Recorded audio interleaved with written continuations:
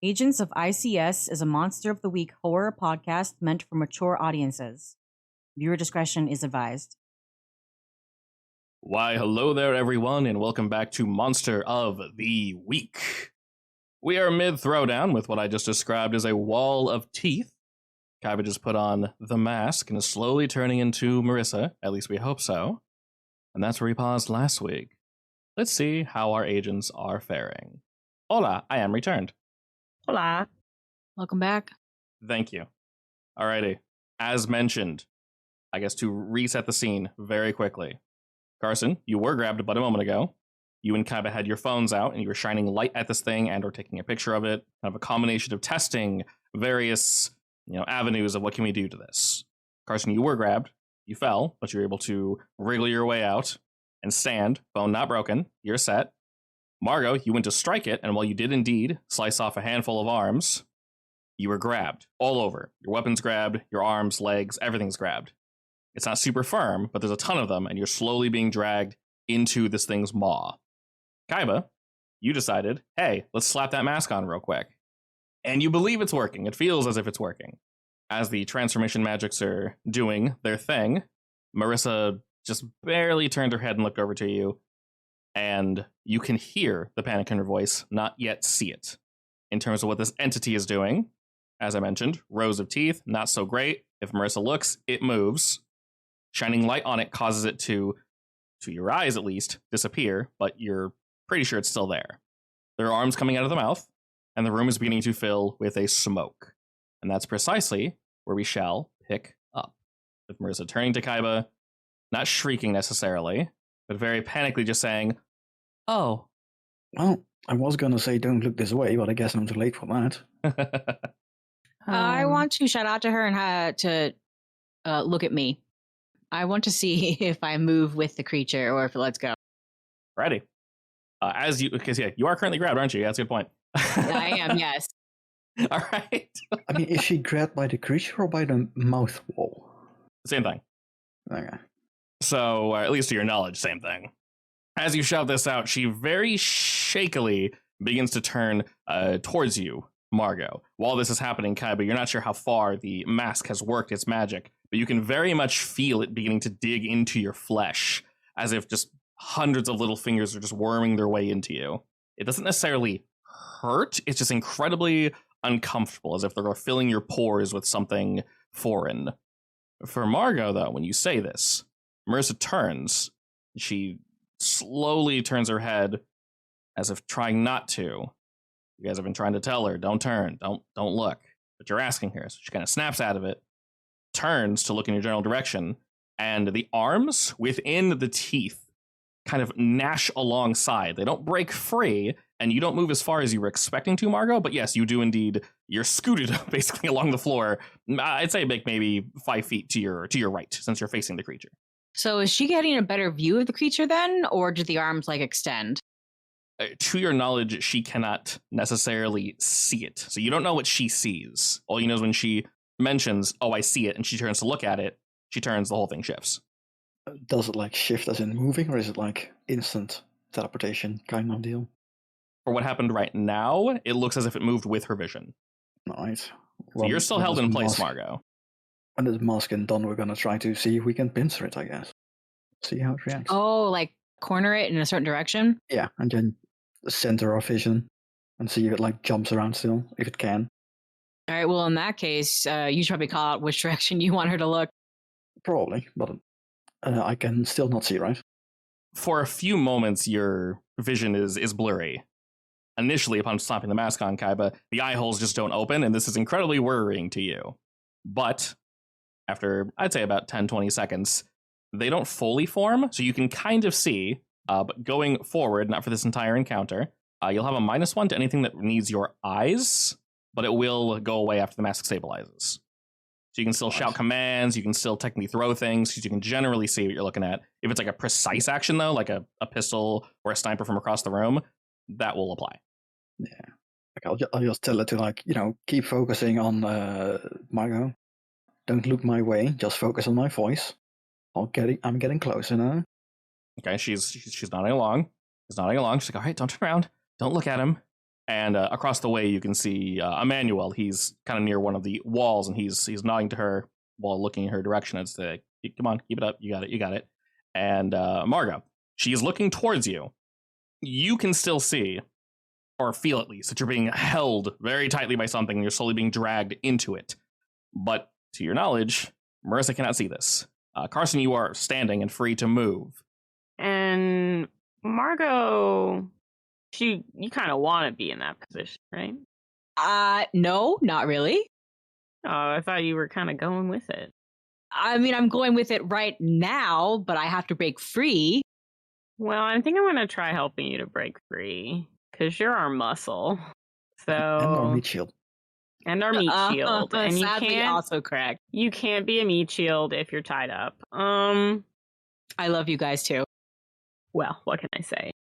This is why I don't make bulky characters. Wimpy. Exactly. How is Margot being held? To your knowledge, she's being held by a multitude of arms. There's basically one on each of her limbs and two on her weapon. The same spindly arms that were holding onto you, Carson. I have my weapons. Wait, what? I can see you shining some light on the works, if it does anything. I did have my flashlight on, right? On my phone? Yep, you didn't drop it. So. Did it react to it at all? So you're able to do this for free. Doesn't really cost any actions, as you can turn relatively quickly, flash your light towards it, and while you can no longer see that it's there, Carson, you confirm, with Margot not moving, that she is still indeed grabbed by it. It seems the light just no longer allows you to see it, which I don't know, I'm going to say is not great. So you said it does move? Yes, so Margot, after the light is shown in your general direction, you can almost feel it hitting behind you and illuminating everything around you, Margot. Looking around, from your perspective at least, Margot, what's directly in front of you, the area blocked by the light, you can indeed still see the gnashing teeth and more hands slowly slinking their way out. But the ones that were grabbing you, that are exposed to the light, you can no longer see, but you can feel them. So they haven't released at all. We just can't see them. Correct. Well, I can extrapolate where it is, right? Yes. You can just stop shining the light on it. I'm gonna stop shining the light, but I'm also gonna try hitting it with one of the arms. Like, I'm gonna try hitting it with my baseball bat. Sure, you're trying to break Margot free? Yeah. Sounds good. You're trying to break Margot? I'm trying to break Margot. Well, that would be a fail. Good luck. Are you sure it would be a fail? If you break Margot, yes. So let's act under pressure and not fail. She really wants to break Margot. Well, Snake Eyes. We're off to a good start. We got Snake Eyes. Good stuff. Good stuff. All right. Make sure you mark experience, Carson. Sorry, Margot. I break the meat shield. You meet the shield Break with your baseball bat. Use her weapon. The weapon breaks. Yeah, so you said it's a baseball bat, right? Yeah. All right. As you move in to attempt to free Margot, you begin to swing, and you actually hear, as you charge forward, Marissa sort of shout, because she can't see this thing you're swinging at. It looks like you're about to just brain Margot. So as she shouts, you hear sort of a grumbling and a mumbling in the background, and you can hear her breathing begin to pick up as she's freaking out more and more. Fortunately, Carson, as you're swinging at these hands that are holding Margot in place, you're actually really easily able to break them one at a time. Just smash, smash, smash. Your weapon does not break. They are relatively weak, but from what you can tell, they more so function in a group rather than individually. So as you're smashing these arms free, Margot, you're able to wriggle yourself out a little bit. You're still like half held. You can still do whatever you need to, Margot. Your arms are free. Your weapon's free. One of your legs is free. Smaller ones are, yeah. While she's smashing, are the arms coming out willy-nilly, or do they look like they're centered like an origin point? From what you can tell as you're watching, Margot, they look like they're coming out at random. Now, let's see. I'm trying to see if there's a better way I can answer this that benefits you. Honestly, roll me read a bad situation, because technically one of those can be answered, and you can get a plus after that. And then I'll finish Carson's roll in a second. Oh, boy. Snake Eyes? Is that 2 Snake Eyes back to back? Yep. Mark experience, Margot. All right. I see Pathfinder took all our luck. For that last session, we got a lot of crits. Oh, boy. Are you kidding? We got an astronomical amount of crits. I literally rolled. That means I'm fucked even more because I had the most crits. Yes, you did. I rolled at the beginning of that session. I rolled 3 ones and went, oh boy, and then I proceeded to roll like 3 or 4 crits. So the die rolls a 1 or a 20. There's no numbers in between. We don't need those. Same with the d6s. Apparently, we got 2 1s and 2 1s. Woo! Wow, the odds of that. Okay. Moving forward, Margot, you begin to look around. So I can tell you this: there's a lot of arms. They're seemingly pouring out at random. At this point, while Carson is smashing and breaking them off of you, you're not sure if they're focused on anyone or any direction in particular, but you're noticing it's taking Carson a bit longer, and as you look down, you can see it's because more of them are grabbing onto your legs, almost in a wave. And as this is happening, we'll go ahead and combine both of these hard moves. For one, more of the smoke begins to furl out. And being as close as you are, Margot, unfortunately, you get the brunt of it. It causes you to cough. This is... it's something you've inhaled before, but there's something sickly about it. It doesn't smell like burning necessarily, like a home on fire or something. There's an extra layer of, what the hell's going on here? And you begin to hear Marissa panicking, and she's taking a step back, and the area, the vision, you can feel your feet being dragged along the floor ever so slightly, Margot. She's panicking more and more. And suddenly, from all around, all directions, you hear a deep, guttural voice as the teeth smash together, almost indecipherable.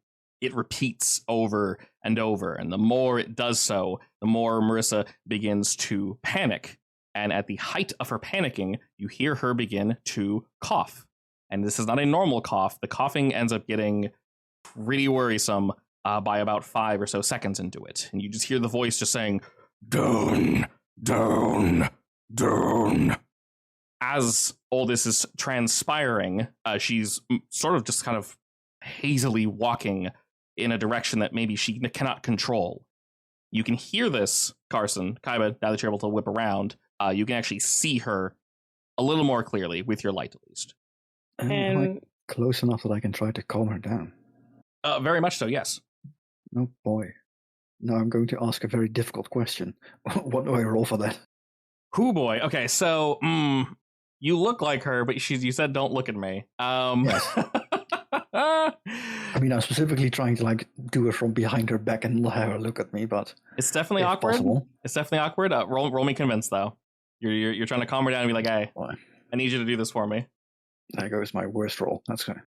Oh my god! Yeah. All right, maybe we got those out of the way. Kaiba, go ahead and mark experience. Even Kaiba? To be fair, I mean, it's one of my worst rolls. It's one of his worst rolls, to be fair. And you did not get Snake Eyes. That's a 4. All right. A lot of stuff happening suddenly. As you move up behind her, Kaiba, and you tell her to calm down, things will be all right. For a moment, her coughing subsides. But this voice gets louder and louder to the point where she can no longer hear you. And suddenly, you specifically, Kaiba, you begin to feel these arms reaching for you. They grab out at you rapidly this time. Before, it looked as if they were reaching randomly, maybe searching for Marissa. Now, though, they seem to intentionally leap out towards you and grab onto you, Kaiba. And now you're being pulled back. Not only this, though, you begin to, as you're speaking, a layer of annoyance as this voice that is just drowning you out. It almost sounds like it's coming from within your head, echoing and reverberating throughout these halls. You feel something in your mouth, though. It's making it difficult to speak. And if you didn't know any better, you'd think it was hair. Very coarse, rough hair. That's either growing out of the inside of your cheeks or your tongue, but regardless, it's getting in the way. You're not sure if you can get it out. It feels like it belongs there, but it very much does not. You can still speak. It's just making it difficult. And as Marissa is panicking and coughing more and more, you guys sort of hear a spark of realization come from Emmanuel. We need to go now. Marissa, come to me. And looking towards your group, he's motioning towards the stairs that he pointed out before. He says, she's allergic to smoke. She won't last long down here. We need to go up a floor. All right, run. Yeah, let's get getting. All right, as She's allergic to smoke? Isn't everyone technically allergic to smoke, or what's the deal there? As you're thinking this, she begins to run towards him, and they hit the stairs and begin to go up to the second floor. And he shouts back to you all, I'm not sure if this is normal, but I'm assuming you have it cornered. Do your best. All right. All right. So Will is it focused do. on me solely now, or is it trying to follow him? So currently, Margot and Carson, you guys can see a little easier. It seems these hands are actually focused on Kaiba. They're still moving towards the center of the room and not following Marissa. For a brief moment they did, but they redirected towards Kaiba. Interesting. I'm doing my part. That's what we wanted. I'm not. So how tied up am I?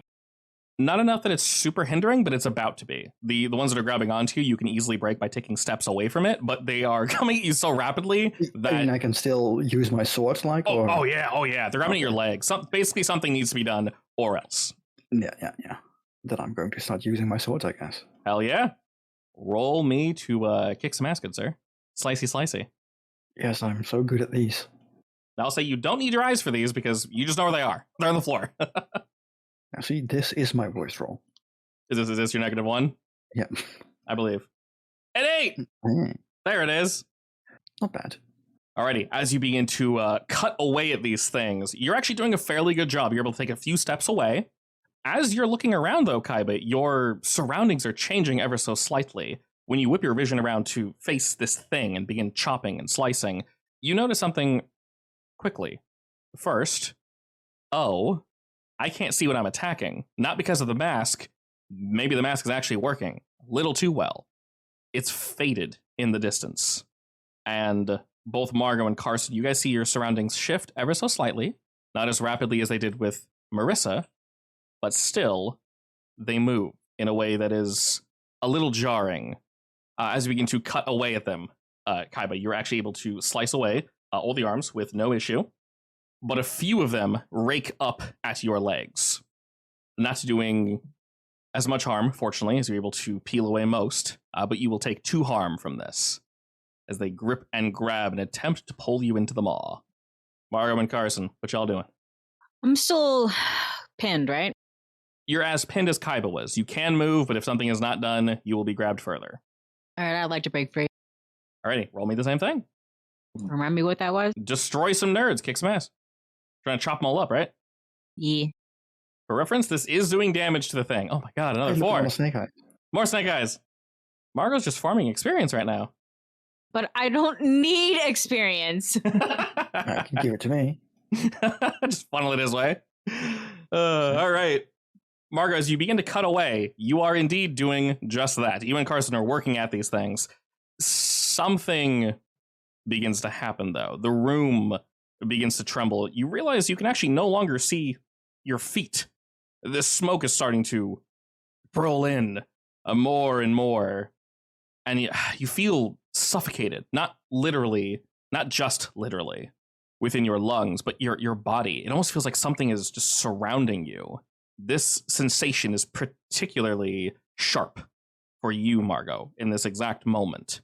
And as this is happening, you were surrounded by this warm, scratchy, growling, just sensation that just refuses to stop. And while you cut, your sword is just so big, it's so heavy, you can't take them all.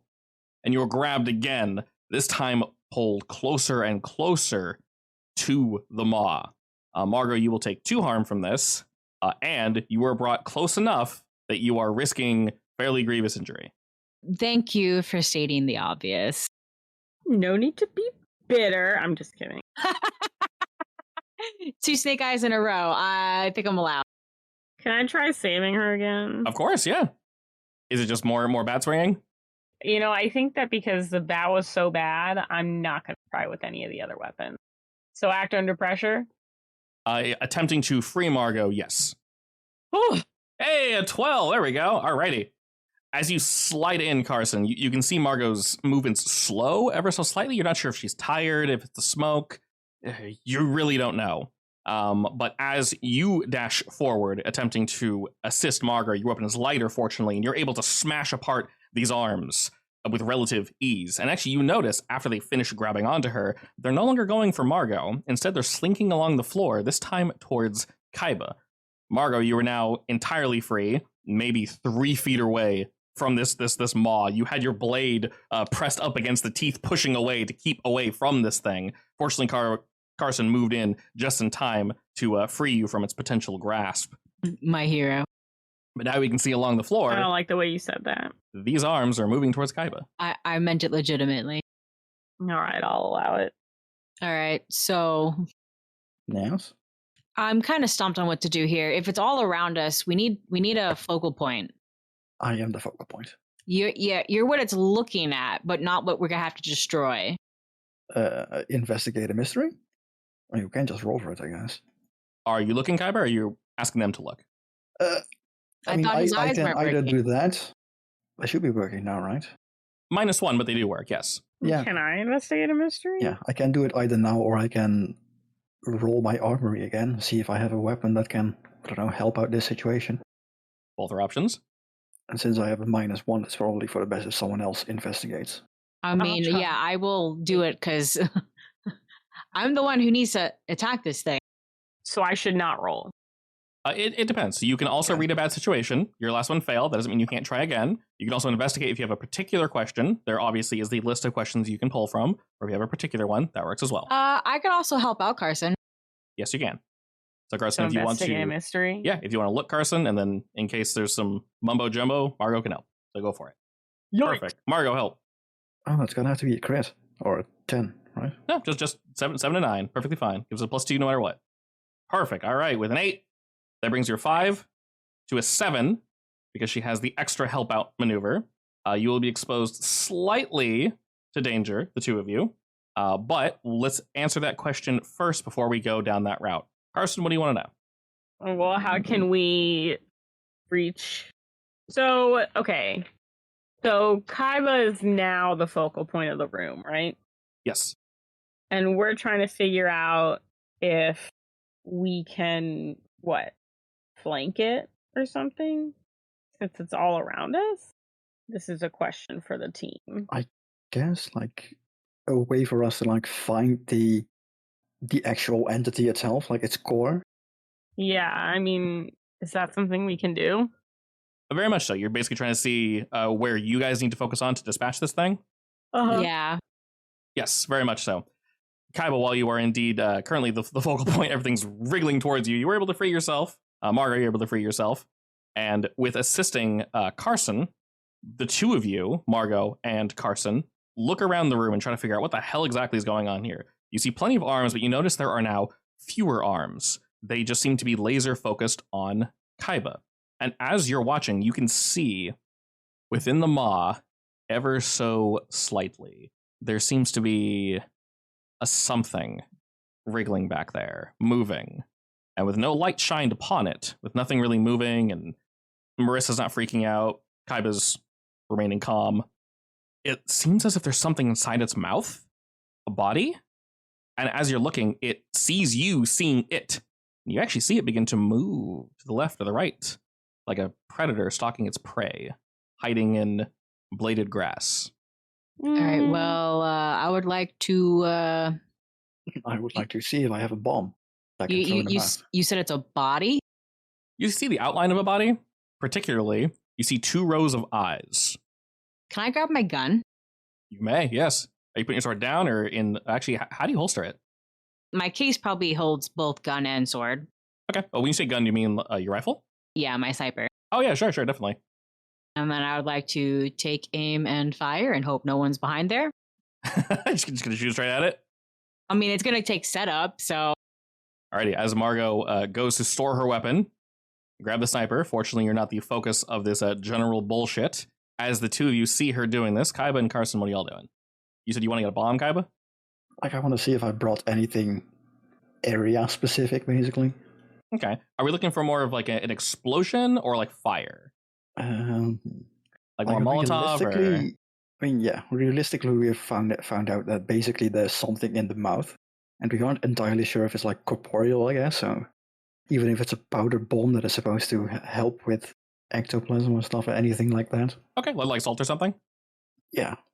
Yeah, if you want to roll that up, and then technically you can toss it to Carson. Don't toss me anything. Kidding. Oh, okay. I have many of them apparently. All right, you have more than what you need. Perfect. Why is it always this one that I succeed on? I don't know, but this is probably a good thing. So you'll have enough of whatever these nondescript bombs are that as long as the description's within reason, you have it on you. So you want to go for more of an ectoplasmic, like salt splash first. Basically, imagine like fairy fire, basically. Yeah, sure. You want to throw it yourself? Maybe it's a sulfur bomb. Toss I mean, it to I have Thompson. plenty, so I'll say grab them while you can, I guess. And I'll start tossing them myself as well. If the two of you want to do that before Margot fires, I'll give you multiple options. Since there's two of you, this is perfect. I will let one of you do an act under pressure roll to toss it in there to not mess up. And if the other one wants to do a help out roll for Margot's attack, then we can decide that prior, Margot will roll her attack first, and you'll be dedicated to helping her out regardless of her roll outcome. I'll do the help out one because I can't really see that well right now. Perfect. So Carson, as he kind of tosses you one of these, you probably just trust whatever's in it is probably going to work. So go ahead and roll me act under pressure to huck it into the mouth. Nice. Alrighty, a 9. And then Margot, you're prepping your shot. Kaiba, for this one, we'll take the negative one for this one roll, then it'll go away for the rest of the session. Your vision will clear. So Margot, go ahead and kick some ass, and then Kaiba, roll to help out at a -1. Well, it doesn't really matter if I help out on 8, honestly. True enough, but go ahead and throw the dice out there anyway. Okay, look. Experience. You get experience, yeah, see? Woohoo! This is the experience session, clearly. Alrighty. Prize. Is this going to inflict 3 harm? Yes, this will inflict 3 harm. Oh. So you can roll your extra bullshit. Finish him. Beautiful. All right. I inflict 1 extra. All right, so that's 4 total. Yeet. Beautiful. Alrighty. So let's resolve all this in order. First and foremost, Kaiba, you realize you got some good shit on you. You toss one to Carson, keep one for yourself. Looking back to Margo, you see that she is setting up her sniper rifle while these little wiggly arms are coming towards you guys. The room is slowly filling with the smoke, and you can hear that mumbling voice in the background. It's nowhere near as loud as before. Still can't really tell what it's saying. It seems like other words are being snuck in there, and you can still hear them, ascending the stairs, moving off to wherever they are, both Emmanuel and Marissa. Carson, you chuck this bomb that Kaiba offered you, and it explodes with a combination of both like salt and other maybe blessed materials, other minerals that maybe we think can disrupt whatever this thing is. Shit, if it breathes, breathing is something we know will be bad. So regardless, something in here should assist us. And it very much does. As suddenly, rather than moving about in the way that it was, you stuck it dead on, it begins to buck, and you can actually see the teeth, almost like a wave. It just moving up and down, and some of the arms are actually severed from this, specifically the ones heading towards you, Kaiba. And they are cut, dissolving into shadow as they wriggle towards you needlessly. So slightly saved there, but more of this shadow begins to, culminate on the floor. And it's still very difficult to see your feet, but we can kind of hear this thing moving about. As it's stunned and stuttering, Margo, you get ready to fire your shot, and Kaiba, you go to throw this bomb, and something catches you. You're not sure if it's physically or emotionally, mentally. It's something just odd that racks at you. But this voice doesn't seem to affect the other two, of Carson and Margo. But for you, Kaiba, it rings loudly in your ear, repeating over and over. You hear screaming of multiple voices. You hear stop very clearly. But the second voice, you hear it's angered, it's panicked. The other voice that seems to be coming from you, Kaiba, though, are pure screams of terror. Just absolute unhinged terror. As the screaming gets louder and louder, and that deep voice just grates at you. Down, just over and over and over. You, Kaiba, will take 2 stress, wherever you would like, and 1 harm as this racks at your brain. Well, give me that fatigue, I guess. Lay it on me. My delicate mind. As that begins to build up, Kaiba specifically, it'll be very clear for you, you feel as if you're reliving something, an experience you did not witness, someone else's memories. Every time you close your eyes, you're getting flashes of the sky, of a tree, someone rushing towards you, and you're being smothered in hair. It's like filling the back of your throat. It feels awful.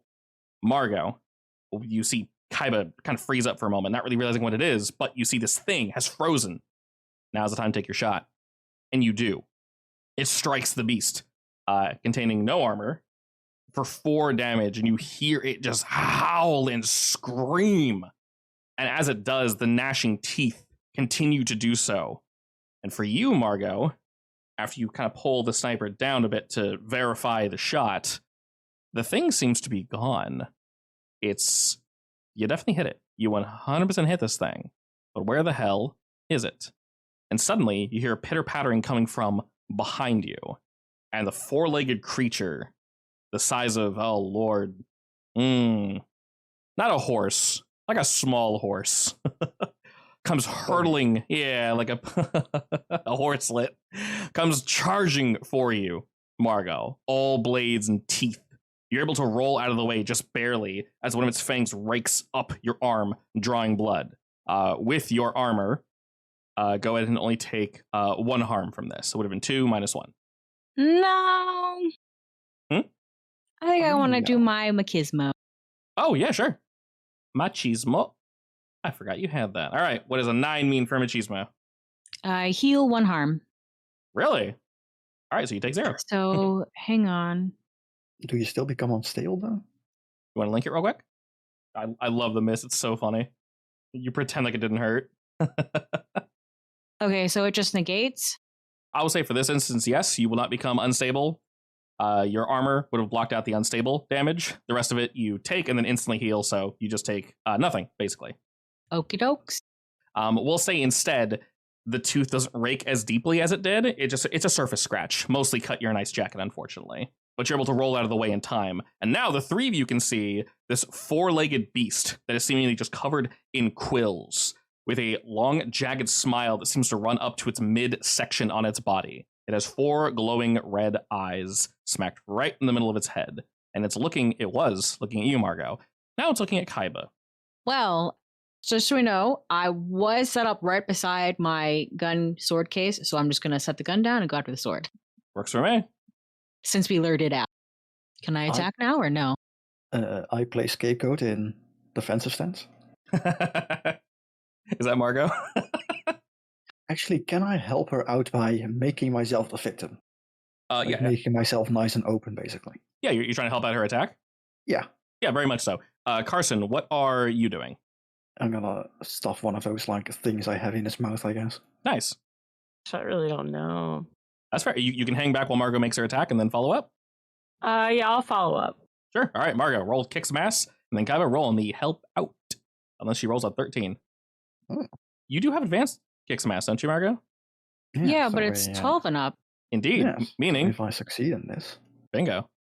Not that I will, but that's technically a succeed, right? Yeah. A mixed success. Anything 7 and up is always a success. There's just some bullshit that happens after. So, Margot, you have a full success on your kick some ass. Kaiba has a mixed success. We'll get to that in a moment. But first, let's get to how much damage you're going to do as you draw your blade. This thing switches over towards you, Margot. All right, well, that's just straight up 3. You have a list of shit you can do now. What is this? For the kick some ass, is it distracted as in it won't hurt me, or could it still hurt me? Normally it would still hurt you, I think. Oh, no, I think I want to hurt. Inflict double harm? So I will say this. This one does have armor. You can tell it's very prickly and spiky, so your 3 harm sword is only going to do 2 harm. If you want to get that extra bonus... The more harm I can do, the better? Bingo, yes. I will do double the harm. All right, that brings you up to 6, and only minus 1 is 5. Okay. That's a lot. And one more question. We discussed this already, but I can't remember how we ruled it out. I can do finish him too. Yes. So I do 1 extra harm. So I would do 6, 7 harm. Correct, minus 1. So 6 harm. Armor. 6 harm. He's got armor. Wow. Alrighty. All right. This is not going to down it, but it's going to do a stupid amount of damage. You are really going to hurt this thing. This is what I built myself for. Precisely, and it's been exposed. Kaiba, what are you doing exactly to help? And then Margot, you tell me what this looks like. I'm just making myself a very nice target, basically, and having it run at me. And then as it gets close, I'm going to stick one of those bombs in its mouth and hold it in place, I guess. Excellent. And then Margot, you take this opportunity, as it's very clearly going for Kaiba and paying you no mind. I'm just going to try to slice it across its body. Alrighty. And as it jumps in to bite at Kaiba, its absurdly wide mouth stretches forth, and you're able to catch it right in the lip, and you cut as deep as you possibly can. This thing looks like it would sever itself in half with how wide its mouth opens, but it stops at about the midsection. Unfortunately, you do not assist this thing in becoming two, but you do an absurd amount of damage as you're able to like, twist your sword into its gullet and rip it out with the momentum it uses jumping forward. You hear it howl out in pain. And normally, I would have, of course, you exchange harm as you normally would. This one's going to be in two parts. It's not going to harm Kaiba from his mixed success. Mara, you will indeed take some harm. So this would be 3 harm. You have your armor, so -1. 2, you want to use Machismo again? Yes. Roll it up. Alrighty. I heal 1 harm. You heal 1, so you take 1. This does make you unstable, though. You know what? I think I can function pretty well on an unstable because I'm so used to it. Oh, yeah, definitely. This thing, as it dove for you, Margot, you realize this is an excellent chance, probably the best chance you're going to get to strike at it, but it is just a well of teeth, all aiming in absurdly nonsensical directions. So while you do indeed strike, one of the teeth on the pullback pierces through the back of your hand and out the front side of your palm, and you begin to bleed fairly heavily from this.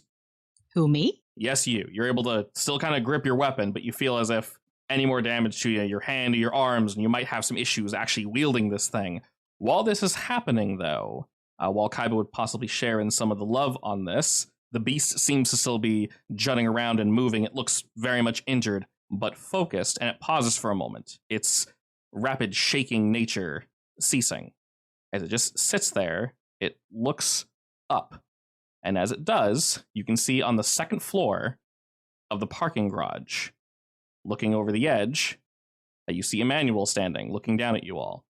He turns away for a moment, and he turns back to you all. As he does, Marissa joins him at his side. And if she looked panicked before, you ain't seen nothing, because now she is a bundle of nerves. She doesn't so much as walk up next to Emmanuel, as she stumbles up next to him. And as she does, she pauses and goes to look as if to say, like, wait, where are we? Almost as if she's gaining recognition of her surroundings. And for a moment, you see Emmanuel look down at the 3 of you, the beast that is jutting around Marissa. He turns, smiles, and shoves her on the back as hard as he can. The hubby does? Yes. She tumbles forward, falls an entire floor. Oh, no. Do I have time to leap at her to see if I can catch her? You do. And she's falling from fairly high. I don't care. I'm going to try anyway. Roll me act under pressure. This thing is tension dropped from Kaiba, or is split from Kaiba, to also the now falling Marissa. Alright. Can I assume hubby's possessed? Hard to tell from this distance. If realistically Kaiba, you can see better. If Carson or Kaiba would like to parse this out while you're dropping her up and then diving for Marissa. Can I do that? Sure. Real quick. How badly is this going to end with a 7? So a mixed success terrible. is still a success. You're going to catch her, guaranteed. Something bad will happen, though. But remember, a success is... Okay, then let me be clear. Should I use luck for this if I want her to be okay? I'll put it this way. The outcome for this one will be the creature is focused on both Kaiba and her. You will catch her, Margot. If you did not catch her, her legs would break. This would be awful. This fall is way too far. She's not going to catch herself. You can very much tell. Just her legs would have broken? I don't think the situation is bad enough that you need to burn the luck for this. But All right, just checking. I'm pretty sure the floors are higher than that, but all right. Yeah. They are. But for this instance, a fall wouldn't instantly kill her. She'd break enough of her body that she can't move, and she'd be prey for this thing. If you catch her, though, Margot, nothing will be broken. She'll be fine, but the beast is directly next to you, and its focus will instantly turn to her. That will be a mixed success. A full success, I'll let you know, will allow you to both grab her and move away from this thing. Your choice. I think we might be able to deal with the thing before she comes to any harm anyway. Well, you guys can all see her about to fall too, right? Yes, but my hand is currently inside of the thing. All right, well, I mean, I'm going to have to drop my sword to catch her without... Theoretically, I also could have used magic for that. Oh, push yourself, yeah. Yeah, because it makes me stronger. Well, regardless, it's still +2, so same outcome. No, I will say it as is. Okay, so I mean, I can use magic and cast Featherfall. all right, so we'll keep it as is. As she falls, you are indeed able to catch her, just barely, Margo. You very much have to relinquish your weapon for a moment, but as you pause to catch her, the look of betrayal and shock on her face is awful. And you can feel this thing breathing right over your shoulder, Margo, 1 to 2 feet away from you. It's hot, wet, and very hungry. Kaiba and Carson, if one of you wants to gander up and either wants to help, you're more than welcome to do so. I'll try helping. Please, let me help. I have nothing. I'm bad at everything. Yeah, sure. You can go ahead and roll. Are you bad at looking? Carson's very good at that, actually. Sure, I'll You're good at investigate what? the mystery then. See if this guy is actually this guy. Sure. So Kaiba, you can roll investigate, and then Carson, you can roll to help. So Kaiba, roll first. Hey, you don't need to help. Carson, perfect. All right, hold your help in case it doesn't work. Damn. Okay. It's all good. All right. What was the exact question, Kaiba? What are you trying to see in Emmanuel's body? I guess whether it is actually Emmanuel, or is it also one of these fear things? So from a distance, it is definitely difficult to tell. If you're wondering if it's a manifestation of this fear of the tape, I can answer with 100% certainty, no. This is definitely a person. This is definitely a body. It's not a duplicate. Is he possessed, though? Unfortunately, you cannot tell. He sees you see him, Kaiba, and he frowns a little as his eyes flit over to Margo. He says, "Nice catch, Margo. Say hello to Maverick for me, will you?" And he holds up in his hand the case that was holding the red reel. He turns in his heel and begins to walk away. What? How does he know Maverick, though? I don't think that's him. I'm inclined to say it's not, but if it is, that's a serious problem. I mean, he was playing the very, very long... very long con, yes. All right, well... kid as part of your long con. He is getting away, so there's nothing we can do about that. I can't. Just get rid of this thing. By the way, right after I catch her, I'm gonna do that soothing thing where calm down, you're fine, calm down, and ignore that thing behind me. Maybe Carson should do that. Should do what? The soothing thing. I'll try it. I'm doing it because I literally just caught her.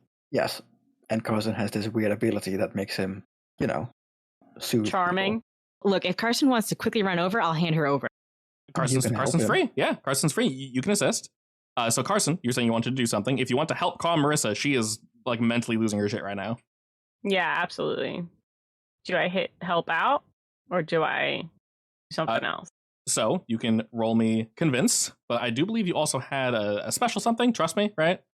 Yes. Yeah. So you can roll. You can roll trust me, and then Margo, if it doesn't turn out well, you can help out. All right, Margo, help out. Make this a full success. Please. Oh, don't change anything. No, please. Please. I'm begging. I mean, what happens on a partial success? Excellent. Alrighty. On a partial success for help out, she probably just stays panicked. So this will bring you up to an 11, Carson. So that is a full success. Perfect. You know what that means, yes. Maestro? They do what I ask. Hell no yeah. questions asked. Alrighty. So while she does seem incredibly panicked, you run a bar.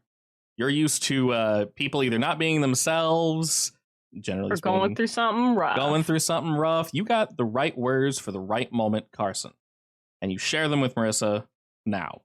Margo, you are able to, turn her, and you're also like, hey, I got you. You're safe, you're fine, you're right. And as she's looking past you, Margo, you think she's going to lose it again. You're not sure if she can see this thing or what precisely. But Carson, your words reach her. And her breathing, her heaving chest slows. And her glassy eyes focus on the two of you, as if she wasn't even here until now.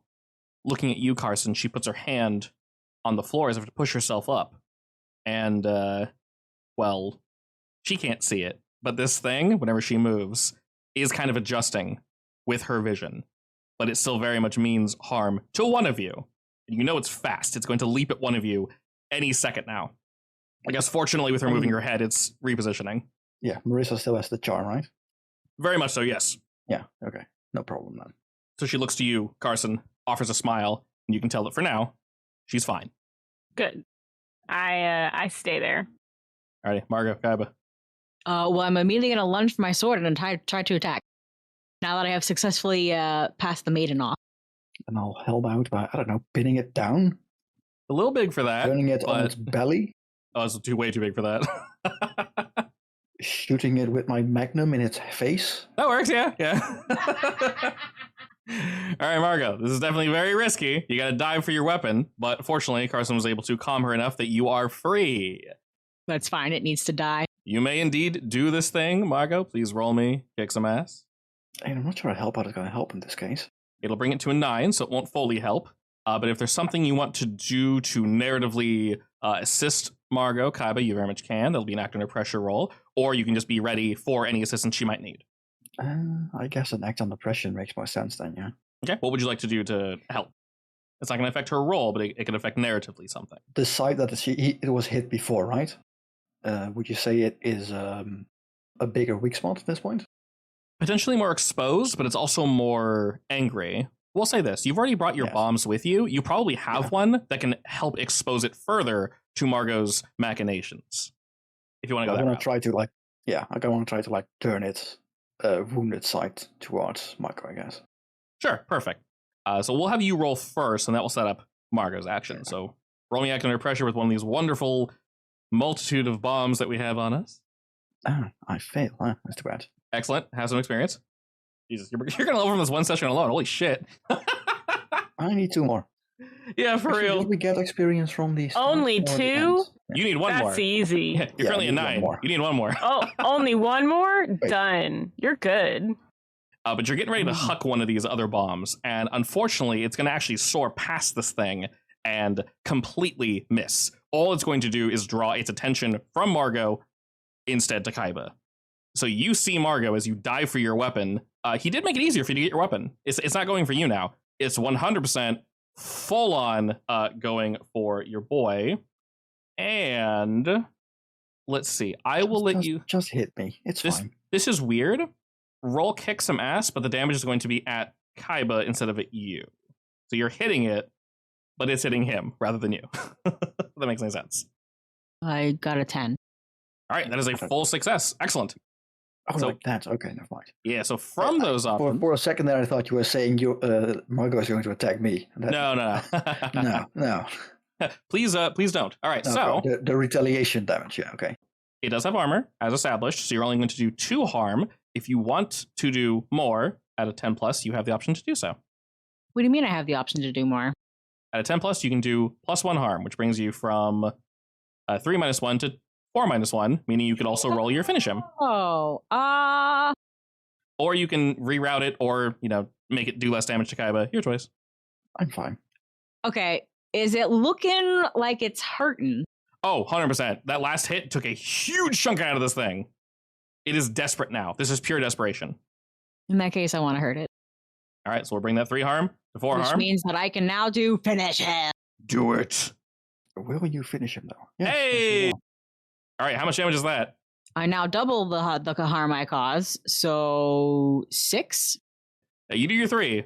+3 doubled. +1, 7. -1 from the armor, 6. Guess what? You don't have that much health. So, yeah, you jump in, Margo, and you're not stopping any of the damage. So unfortunately, it is going to get at Kaiba, but you are going to finish this thing off. So what is going to happen? Marissa begins to kick away. You see for a moment that it might be focused on her, but Kaiba, fortunately, because you decided to put this mask on, for now, you're the focus of the spite. You get the feeling as if it might be wearing off, but not going to matter because we got Margo here. It dives for you, and Margo, you strike it along its flank with your weapon. It ignores you, though, and continues as your blade jumps off of each of its quills. You hear this screaming get louder and louder, and the mouth, all the teeth and such that are around this room, throw in more smoke that you very quickly catch on to. Now, it smells like smoking smoke, like from tobacco. Except there's a sickening underfurl to it that's just incredibly unpleasant. Before it can take hold of your lungs, though, and completely fill this room, which is dangerously close to doing, you pivot on your back foot, Margo, and you run forward, trying to keep pace with this thing.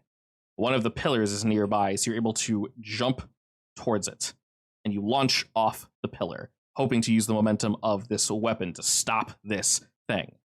Unfortunately, it does indeed catch up with Kaiba in this instance. Kaiba, you will take 3 harm from this, as its maw extends far further than any beast you've seen in the past, and it will grab onto you. When I say grab onto you, its upper jaw strikes your left shoulder. Its lower jaw strikes your right hip. This thing could probably take you in a single gulp, but you're able to sort of position yourself to stop it a bit as you feel all of its teeth dig and gnash into you. It begins to pull back ever so slightly, and you feel the teeth push deeper and deeper into your flesh, smacking up against the bone. You don't pass out just yet, but the pain is almost unbearable as Margot comes soaring down from her pillar, blade extended downward, striking this thing between its 4 eyes and reeling her sword backwards. If this thing had a brain or a skull or some sort of central "this is what I am," she struck it as she pulls back further and further, splitting this thing the opposite direction as you slowly feel its death rattle, Kaiba. It tries to bite in deeper and deeper, but you're positioned in such a way that fortunately Margaret dispatched it just the right time, and it will not be receiving a meal tonight. It shudders, and you begin to feel it fade. Margaret, you're standing on its back. Some of its quills are brushing up against you. Fortunately, you landed in an appropriate way that it didn't burrow its way into your skin. But you don't need to jump off it. It's seemingly sinking into the floor, along with all the smoke and the arms, the teeth. Everything feels as if it's fading all at once. Excellent. I'm going to stab it a couple more times. You stab its body as it's phasing out, easily able to slice through whatever remains of it. And you hear the voice fading, echoing down the halls, growing further and further and further. Unfortunately, we have no way of knowing if this solved the issue, do we? I mean, I still have the red tape's now gone. magic detection device that we use to establish if it's still there. Oh, good I don't point. think we technically need the reel itself for that. We can just check if Marissa still has like a residue, I guess. All right, well, I will go see if Kaiba's all right. How are you, Kaiba? Currently underneath this big pile of meat. Is it also dissipating, or what's the deal with this? It took longer than everything else to dissipate, but yes, it is seemingly just not there anymore. Gone. Nice. I mean, I would definitely try to see if I can get some samples, I guess. Scoop some in a jar. Something remains. It's definitely a meat-like jelly substance. You're not sure what it is, but it does not fade along with the rest of it. And then I continue groaning on the floor. I don't have any first aid skills. That's fine. I have plenty in my house. Now I'll check Carson and Marissa and put my gun and sword away.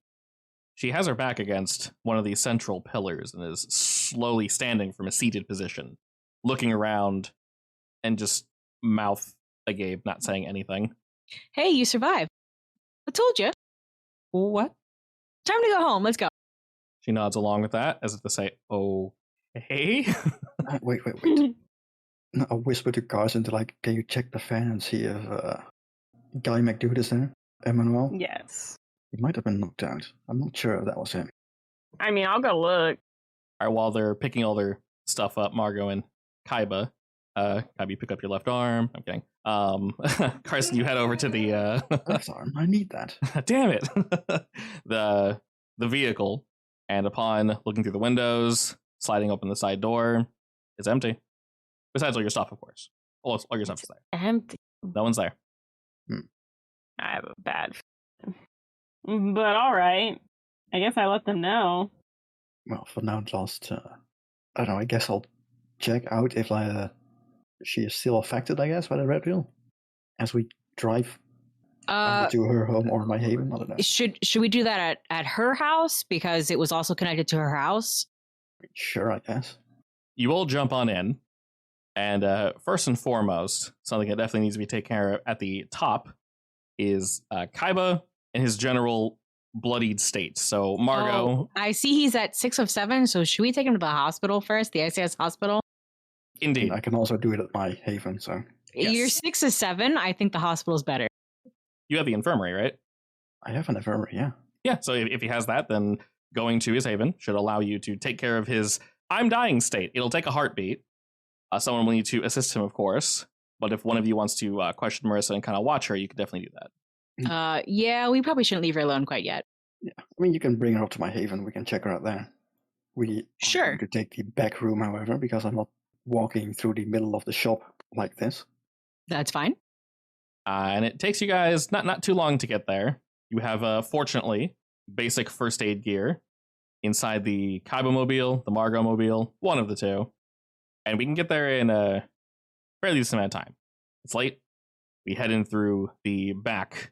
And as you're heading up these stairs, Kaiba, you realize fairly quickly that you're bleeding a lot more than you were expecting. Your clothes are entirely soaked through. You've definitely left a mess in the van and a trail just leading away from it.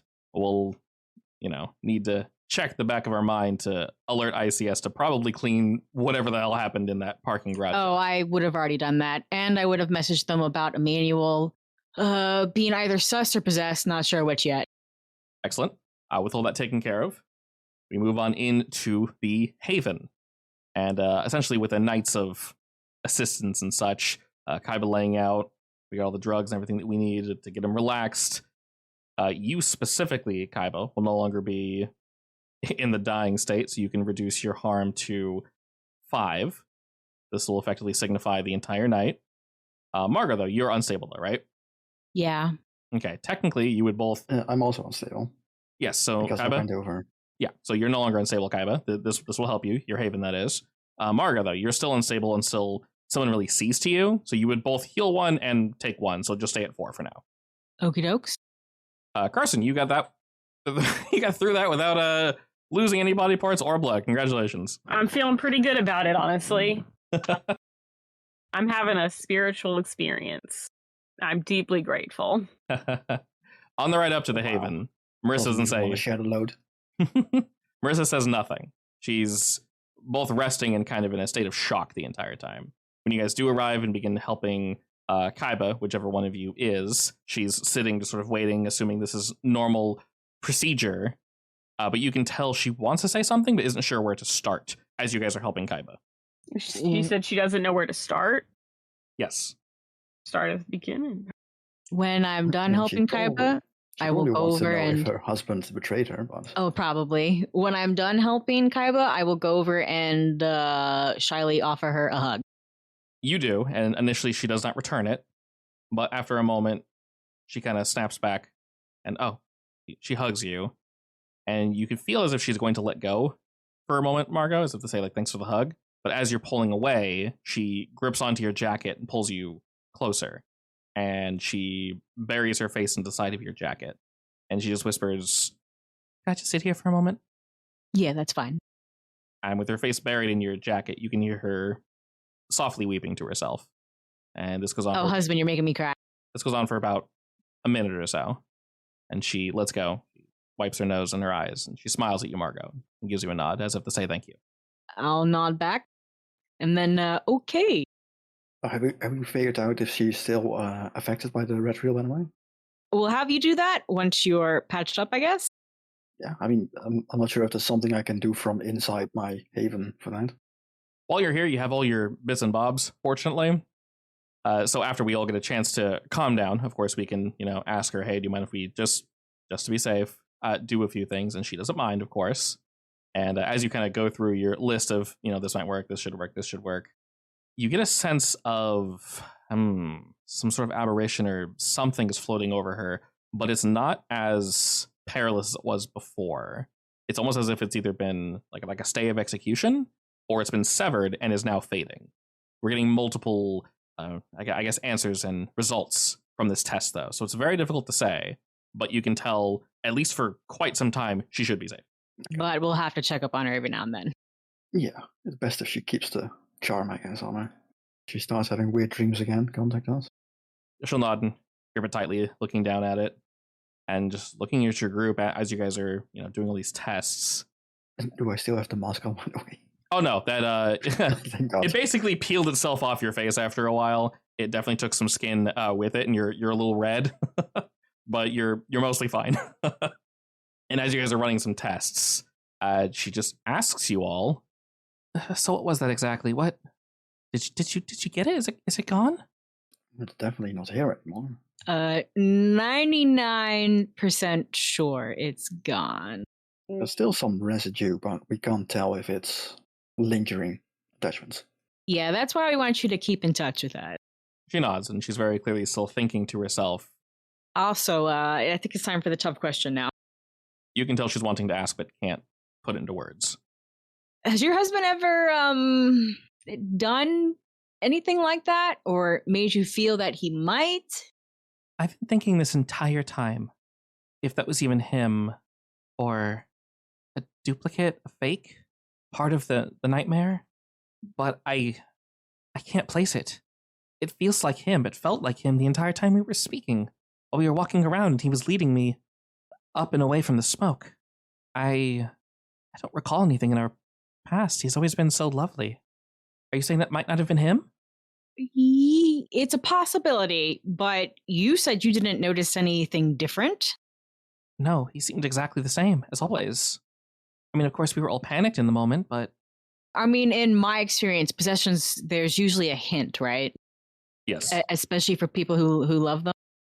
And she nods along, just kind of thinking, and says, I don't call him acting out or different. The only, I guess, difference I saw today was him being more adamant about getting this taken care of, and I don't know. He still seemed like himself, though. All right, then can you tell us how you met? Not expecting this question, she gives you a look as if it's like, oh, what? Okay, I guess that makes sense. Going on the assumption that he's always been this way, it's important. And she nods along as if to say, that does make sense, that does make sense. And she very quickly recounts a story. I think I mentioned she works at in a greenhouse, effectively. She was delivering flowers to a business. He was the one that accepted them that day, and he was a little extra chatty. And then she delivered some again and again, and then eventually he asked her out after they spent far too much time chatting at the front desk. And then things just kind of ended up how they are now. That's pretty normal. Yeah. She nods as if to say, yeah, we literally just met, and then, things played out. All right, this is also probably a weird question, but related to the same thing, can you give us that address? Which address? The one you delivered flowers to, where you met him at. Oh, where he works? Yeah. Yes, of course. He primarily works from home now, but yeah, I can. And as she's thinking, she jots it down real quick, and it's just the address to an investment firm. And that's where she delivered the flowers to? Yes. Interesting. All right. It could be a dead end, but if we're trying to figure out if he's possessed or not, it's a lead. Is there a way for me to scry on him, effectively? Meaning, like, watch him or see where he went, or... I'm not sure what the most useful would be. I could either try to, track his body, like his real body. The effect will definitely be probably less than you're assuming, but if we have something personal from him, hair, blood, skin, the usual, and we're able to set up a ritual, we should be able to get some information from this. Sure, I mean, I can ask if she's up for that. It might not work, but we have enough people here to do something. And we have some time to go. Yeah, I mean, after she's gonna want to get some rest. Probably, no offense to you, but she doesn't really want to sleep here. If you guys could swing back by her place and drop her off, then that would help. And she'll probably try finding something for you. I mean, yeah, she probably wants to see her kid. Imagine calling down a kid doesn't exist anymore. That would be horrible. Yes. Besides that, we can definitely get taken care of. It'll be the next day, so we'll get some rest. Just like chilling for a moment. We all pack right back up, hop into the vehicle, throw down some blankets and such, and we begin basically to drive back to their home. And as they do, basically you guys will drop her off. She definitely needs some rest, so she'll say peace to you guys for about 8 hours or so. She'll get some rest. Have someone watch over the house during the night. Yeah. You guys can either call an agent to just sit there outside, or you guys can do it yourself. It's just boring watch work, so nothing major. And if you guys want to do something in the meantime while she's sleeping, you're more than welcome to. I mean, I'm 4'7". I should probably get myself checked in somewhere, right? Yeah, definitely. Also, you can also do it at my infirmary, because that's what it's for. You can, That's true. I'm also going to text Maverick. Do you know anyone named Emmanuel Dane? Not expecting this. You just gotta get a response of, probably related to work. So Emmanuel Dane's not off the top of my head, but let me look into it. Why? He wants me to tell you he says hello. Weird. I'll look into it faster. Smiley face. Confused face and then like sweating emoji like, oh no. While you check your phone though, Margot, you realize that you have a message that you're sitting on. Oh my, I'll look at it. It is from the infamous, the legend, CD's Nuts. Oh, okay. God. That's such a good... I mean, is it good? No, but that's such a good title. It's like incredibly cringy, and yet I'm inspired by the ingenuity. Just the right amount of cringe. Yeah. Basically, he says, hey, I don't know why, but I keep getting this printout. I've like disconnected my printers, reconnected them. It just keeps going over and over and over. And for some reason, it is signed under you. Are you sending me this? And he sends you a picture of like one of his printers just spit out all these sheets. It's a pile of paper with all this just printing on it. And oh my God. Has a zoomed in photo where it just says Margot. Wow, he's very useful. Okay, hang on. What's the zoomed in photo say? It shows all these papers, and then the zoomed in one, he's showing you proof that your name is on it. It says Margot. Oh, does the zoomed in show what else is on the printouts? Yeah, you just see an absolute spattering of text. This doesn't look familiar, does it? No. It is very confusing to look at. I will say no. We will be by your house tomorrow. I mean, at least ask him to track it. Has to come from somewhere. Sure. I'll ask him if he can backtrack its origin. All right, he responds, yeah, I'll do it again, but I got a dead end last time. Sure, I'll see you tomorrow. He gets no smiley face. He gets a frowny face. No, he gets ignored. Interesting. He gets the red notification and that's it. Excellent. So wait, he was getting that guy was getting papers with Margot's name on it. His printers are so I have the printout, but here I'll throw it at you. Do not try to solve this. It doesn't mean anything right now. I'll add it to our clues. Basically, he's receiving that printout that I just threw in chat there, plus a bunch of random X's and O's and underlines and slashes and just various ASCII wedged between all this nonsense. Pages of it. When did we go to that place? Was that the other game? Oh my God. Which one? When did we go to that basement with no, that was last all mystery. the last mystery? Okay. Yeah. The basement with the big machine that was also spitting out random text. That's why I asked if it looked familiar. Oh. That makes okay. I mean, we thought that printer was talking to the creature. Yeah. Right. But it was also talking to the creature. It was Morse code, so if it's related to the other machine, you probably would have gotten a text from Jay. Because he's listening in on the thing, basically. Oh, okay. I forgot he was doing that. And that is not the case, right? It did not come from that location, and it will say you probably asked, hey, can this be translated into Morse code? And he says, nah, it's something else. I don't know what the hell it is. We'll say he'll basically spend all this time trying to track it, and like I said, there's basically random ASCII code between all these letters. He's going to try to clean it up, if you will, because it's inconsistent. So it'll be like P-L DAD, and then like a whole line break, and then another line break, and in the middle EMZ. It's completely random. So he's cleaning up all the dead air spaces, and he'll eventually give you the code I threw in chat. There's also a new little clue I added. We have the music notes, the printed code, and then CD Nuts print code that I just added out. And we're not supposed to solve this, correct? No, like I said, I will randomly throw things like these at you. There is literally no way to solve this. Don't worry about it. Okay, perfect. It's lore. Please don't spend like 15 hours trying to solve this.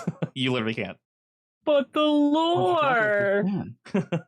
If you somehow do, I don't know how you did it. So I'll give you pieces when we have ciphers and codes that can be placed together. I will let you know.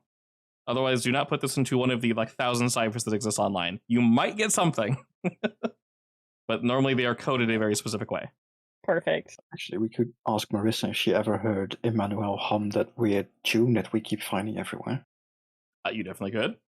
So we'll say for this day, at least a portion of it, we head back to Kaiba's Haven, like you said. We get Margot situated. So Margot, go ahead and no longer mark yourself as unstable. Both Margot and Kaiba, you can reduce your harm by 1. Carson, you're doing great. Good job. Thank you. You're welcome. I'm working hard out here. Harm to negative. Just trying to stay alive. All right. Just siphon your harm to Carson when he's not looking. I go to sleep and I wake up with like a broken arm. Just stab him. All right. Well, this will not take all day. It'll take a portion of the day. Carson, while Margot is getting treated in Kaiba's Haven, are you doing anything in particular? Am I doing anything in particular? Yep. No. I'm probably just looking at that freaky little printout. Unless there's anything I can do. I don't know. Have your boys look for Emmanuel? Look into him? Yeah, I could do that. Definitely. Have we asked I.C.S. about the name yet or no? I mean, you probably would have reported to them what happened, right? Or at least Marco would have. By this point, you guys have had a day, so that makes sense. Let's get them up to date and, I don't know, keep a lookout for Emmanuel. He might have been possessed, he might have been playing the long con, who knows? Find out. Help us. Okay. You supplied them with the names, we supplied Maverick with the names. We'll say Maverick will help with that. He's on a case Also, right now, but between things. Stole the So. reel, by the way. That gets a very neutral response for now, but you can explain later. Like, okay. The primary response is, was it handled, though? Looks like it. Can't be sure without the reel. Yeah. Acceptable for now. We'll figure it out later. Did the results come back negative? For the thing still lingering on her. Currently negative, yes. More negative than we've ever seen. It's very difficult to track anything like this with perfect accuracy, I'll say. But as accurately as we can test, she will be fine for, the foreseeable future. If for any reason she doesn't think she will be, she has your guys' contact information, and technically we can lock her away in I.C.S. to protect her from this for some time, if we absolutely need to. I mean, she says she teaches me makeup too, so I'll probably go over there every now and then. Yeah. So by this point, it's definitely been a day. She's gotten her rest. And if you guys want to swing back by her domicile, you're more than welcome to do so. Yeah.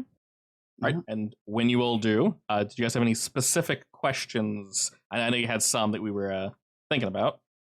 Actually, I guess now we're going to want to invade his personal space, aren't we? I guess you or Margot checked up on the location as well, right? That she gave you. I would have If it sent exists. it to I.C.S. to start tracking. For which location? Where they met, basically. Yeah, where they met. I would have asked them to look into a history of Emmanuel. Sure. I can answer that very quickly. No roles required.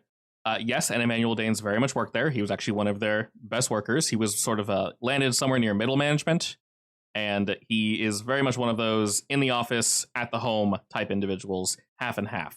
They trust him enough to handle some of their bigger cases. So he's proficient at his job. What about where he came from before then? Before then, he worked for a personal agency. So small?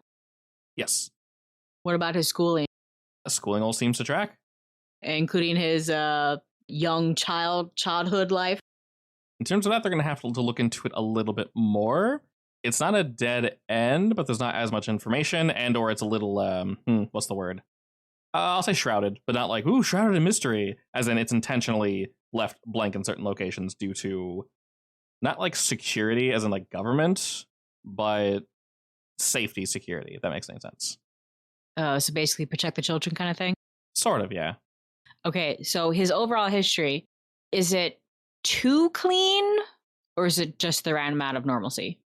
It's definitely straddling the line of being a little too clean, especially with how good his work record is and everything. And nothing sticks out as potentially needed to follow up? Not this very second, but were we to have I.C.S. look into his past, they very quickly hit a wall. They let you know, Margot, the file is marked a very particular way. We'll get back to you. This could take a second. Okay. Specifically his childhood. We want to double check, reaffirm we're seeing what we're seeing, and then we'll reconvene when we can. Okay. And then speaking with Marissa, what general questions do we have for her? Honestly, I think I'm kind of done with her. So that sounds rude.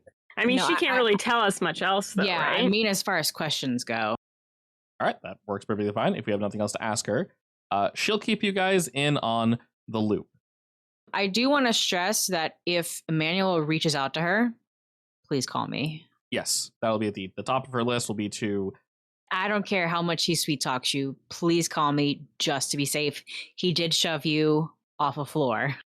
Windows, doors, everything's locked. Don't worry. In fact, she's actually going to be, when she gets a hold of Jack, which is proving somewhat annoyingly difficult. She's called the house a couple times and no response. Whoa. She can't reach Jack? I will go visit their house to make sure he's fine. Sure, she actually gives you the address to make sure everything's all right. In fact, I figured she'd probably want to talk to him ASAP. She tried. They didn't answer for whatever reason. Or they did, but, the kids are sleeping. Sorry. Well, yes. We're definitely going over there to make sure he's fine. Alrighty, as she gives you the address. They're not too far away, fortunately. So after you finish chit-chatting with her, you'll swing by this new address. Same-ish neighborhood, so not too far away. You'll knock on the door. And a few moments later, the door cracks a bit. Is all three of you at the door, or just like one of you? I would have gone with. Yeah, it's probably all three. Would parents give up a child to people they don't know? I actually feel like Marissa probably should have come. I mean, she doesn't want to leave her son at this house, does she? For an extra day, possibly, so she can relax. But if you wanted her to come with, she could have. Up to you. I mean, it would be weird if she wasn't there. Yeah, I think she needs to come. If she wants to relax, we can take the kid for a day. I can introduce him to BFF. Perfect. Then yes, she'll go ahead and come along with you guys. She'll be leading the charge as opposed to three strangers. So rather than, creaking the door like, who are you all? They'll swing it open a little slower because why are there four people? Strange. But they'll greet Marissa. She'll say hi. They kind of start chit-chatting real quick. Right into it as if they dropped a conversation a week ago and immediately start picking it back up. She motions to you guys saying that you're a group of friends and we're just here to pick up Jack. And the other individual, the adult, kind of nods along and says, oh, okay, sure. He actually just left. Not like you guys missed him home a few hours ago. I know you called yesterday, but the kids were sleeping. They stayed up far too late. But his father just picked him up not too long ago. Immediately step away to text I.C.S. I need some traffic cams. Yeah. And I need them now. Okay, they are getting lots of requests from you guys. Like, what the hell just happened? Kidnapped child. Noted. Kidnapped child by a potentially dangerous man. Amber alert.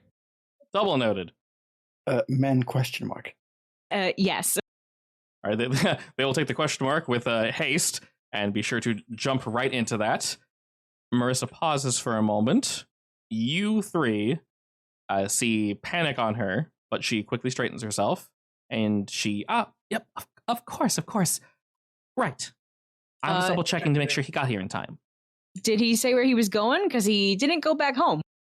Marissa turns to the three of you and gives you a look as if to say, let's just drop it and go. I don't want to worry her. Yeah, that's fine. All right.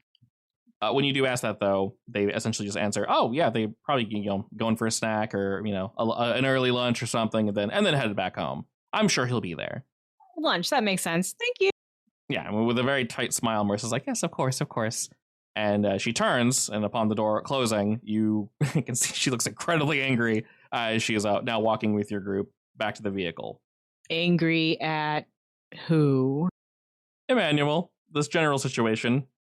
Maybe herself a little for not checking earlier. If I'd thought about it, I would have suggested it. So, yeah. During the ride back, she remains silent, essentially for the entire duration. I'm sure I.C.S. can track his phone. And she looks to all of you before you drop her off back at her home and says, you're all professionals, right? That's right. Professional as you can be. Is this normal? As normal as it can be. I wouldn't call it not normal. No. Don't get me wrong, we deal with monsters, but this is definitely weird. It's pretty off. But I wouldn't call it not normal. Okay, she nods along as say, all right, I understand. I mean, we deal with not normal stuff. Yeah, exactly. We'll handle it. I trust you all. You've not led me astray so far. You're seemingly here to do good. I don't know who you work for, government or whatever. I honestly don't care. But if there's anything I can do to help, if there's anyone or I don't even know what to say. But if you need me, I'll be here. Like I said earlier, if we need something, I'll reach out. But the primary objective is if Emmanuel contacts you, I don't care if he sweet talks you or if he threatens you or Jack, you need to tell us. The look Yeah, she gives actually, you. Do give me something personal from him. Oh, of course. After you say that, if he contacts you, let us know. The look she gives you, Margot, is of pure determination, as to say, of course, you don't need to tell me that. Good. You do not want to handle this alone. With your request, Kaiba, she excuses herself for a moment, heads on into the house. She gathers up what she can, some hair. There's really not much else. A comb, just maybe like a shirt of his or something, something dirty, and shoves it all in a bag and just kind of hands it to you. Thank you. I have no idea how this works, but I wish you the best. Not sure if that helps, but maybe. Oh, I do believe in good luck. She takes a really deep breath and lets it out, nods along as if to say, yep, we're going to need a lot of luck with whatever the hell's going on here. All right, and just try to stay calm, all right? Of course. I might not be here in the upcoming days. My family is not too far from here. I might visit them for some time. So you have my number. Just call me if you need me for anything. All right, sounds good. Just answer your phone when I call. She smiles. Of course. Thank you. Really. And with that, she turns about and heads back into her home. This went in a direction I'm not very happy with. Sometimes it do be like that.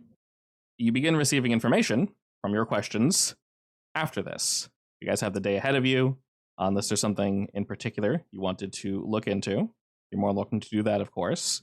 But from Maverick and I.C.S., we get a multitude of answers. One of those answers being the reason why Emmanuel's early age, at least, was kind of clocked off, dark, if you will. And that reason is he used to have a different name. Something happened in his past when he was younger. And they're still looking into this, trying to clear files. They don't have all of it, unfortunately. It comes from a different time. But he was adopted. They do learn, though, that it's not because his parents died. One of them did. His mother passed away in an accident, unfortunately. But the father seemingly was no longer fit to raise Emmanuel. And this was when he used to be known as Emmanuel Cassini. Cassini. And fairly quickly, you get a call, actually, upon receiving this information that apparently I.C.S. just got a hold on. For you in particular, Margot. It's Maverick. I will absolutely answer. Hey, Margot, how are things going? I never miss a phone call from my bro. Well, Emmanuel picked up his son and vanished. So pretty good. Right. All right. From what I've seen, I.C.S. is looking into that, but I call for a different reason. The question you asked me before, if I remember this guy or if I know him. Yeah. Yes and no.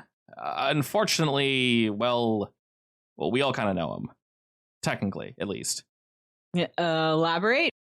You remember the orphanage we all grew up in? Yeah. Apparently. Well, he was taken before we were, but we knew him as kids. Was there anything odd about our orphanage? I mean, besides the normal I.C.S. weird shit of, kind of sniping kids from said orphanage and maybe it being run by someone from I.C.S., which, yeah, now that we're a bit older, it's a little weird. To my knowledge, no, and if there's something weird, they ain't gonna tell us. When you say weird, what do you mean exactly? I mean, that kind of answered the question. Yeah. Okay, so we knew this kid.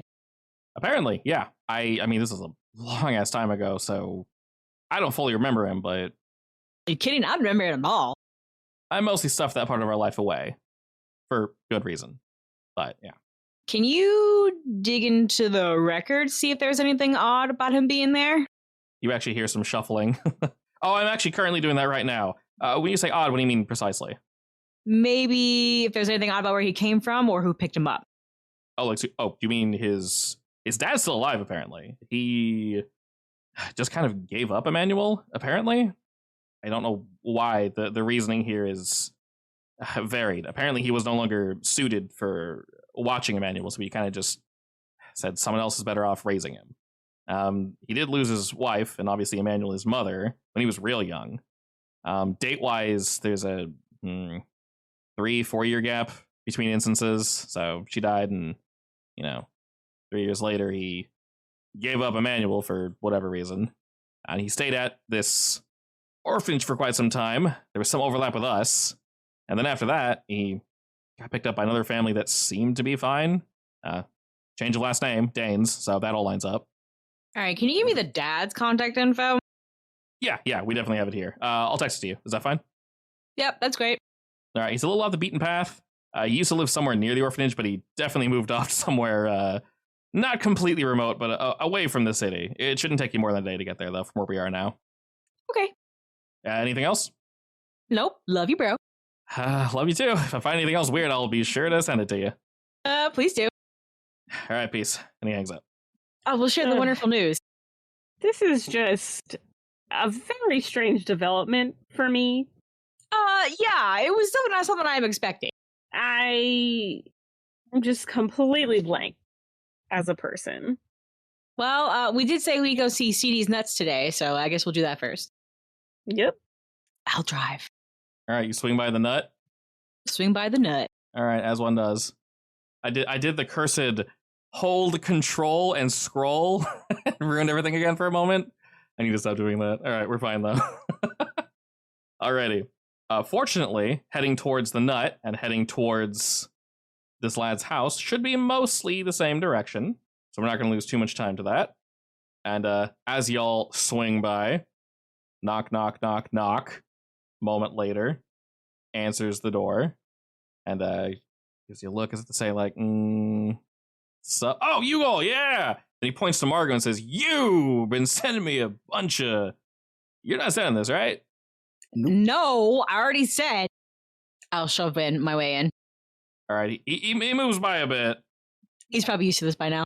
Yeah, he lets you in. He looks as if he's going to stop you at first, then realizes he very much cannot do that.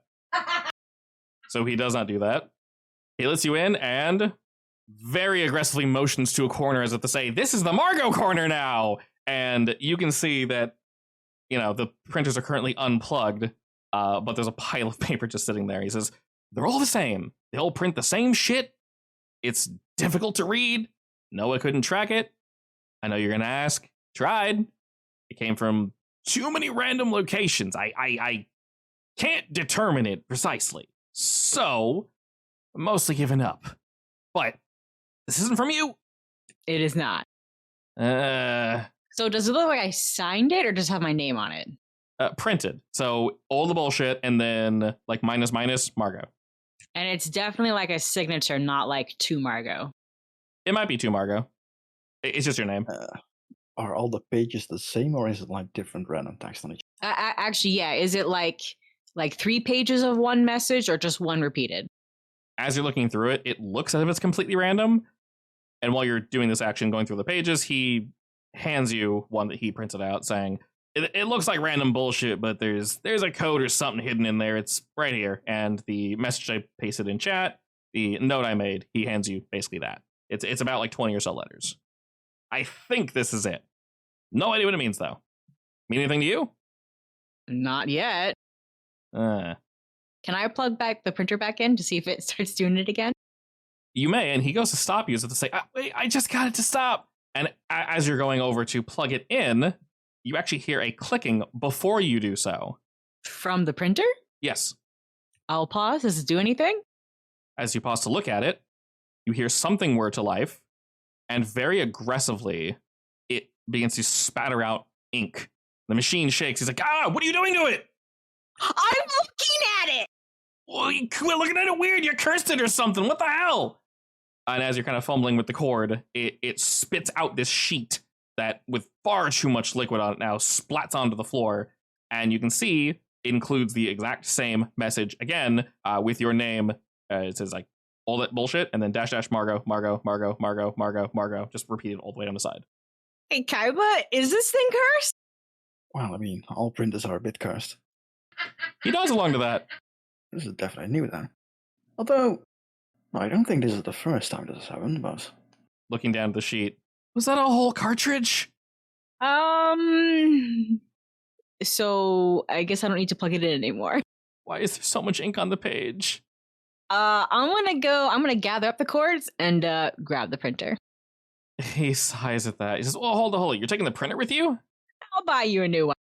Is it cursed or what? No idea, but assuming whatever's doing this is connected to this printer, we'll find out. It was all of them, though. They were all doing it.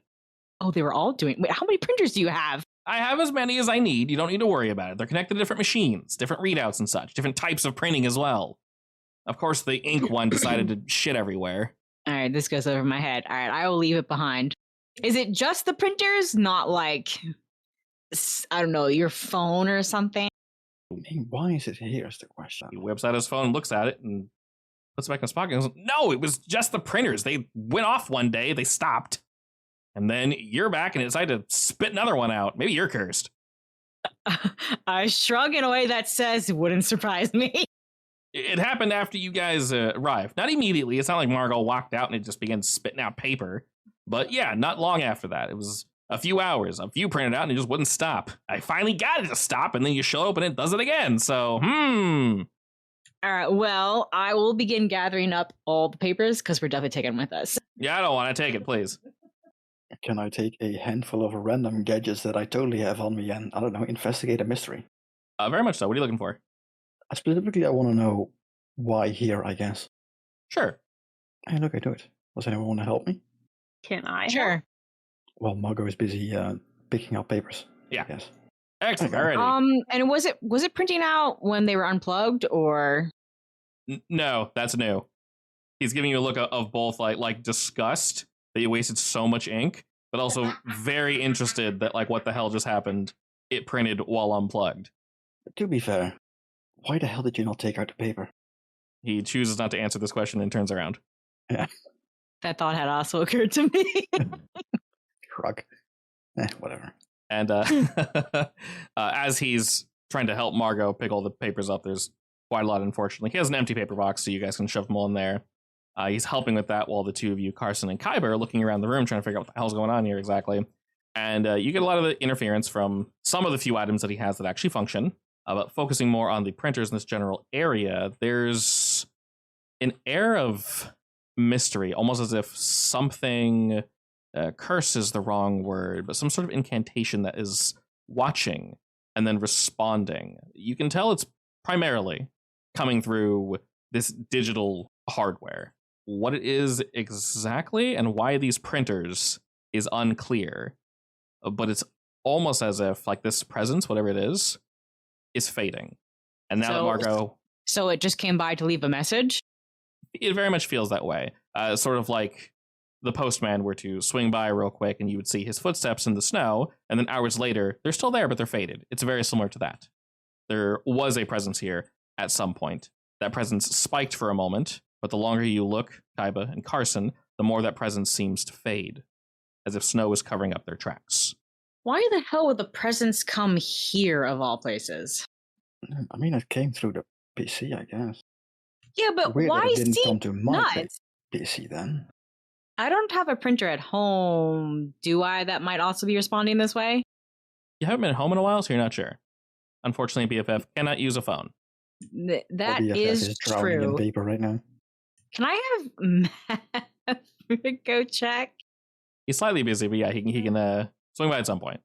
I'll also tell him, I'll let him know if I beat him there.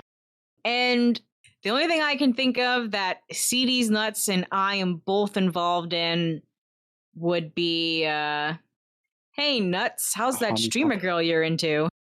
Hey, he gives you a look as if to say nothing's changed. She doesn't stream anymore, obviously. You haven't snooped around since we went to visit her? No, I'm not stalking her or anything. I was interested. Now that I got my signed paraphernalia, I'm not gonna bug her. All right, just checking. Listen, I'm happy. Maybe she has already checked up on her, I guess. I mean, she's on the list of things to investigate, so yes.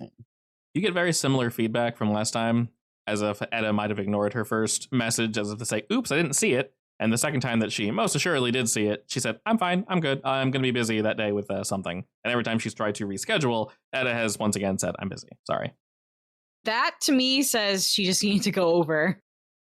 Too many reschedulings is a bad sign, especially for someone who doesn't leave her house or stream. Do you have any more questions for the nut?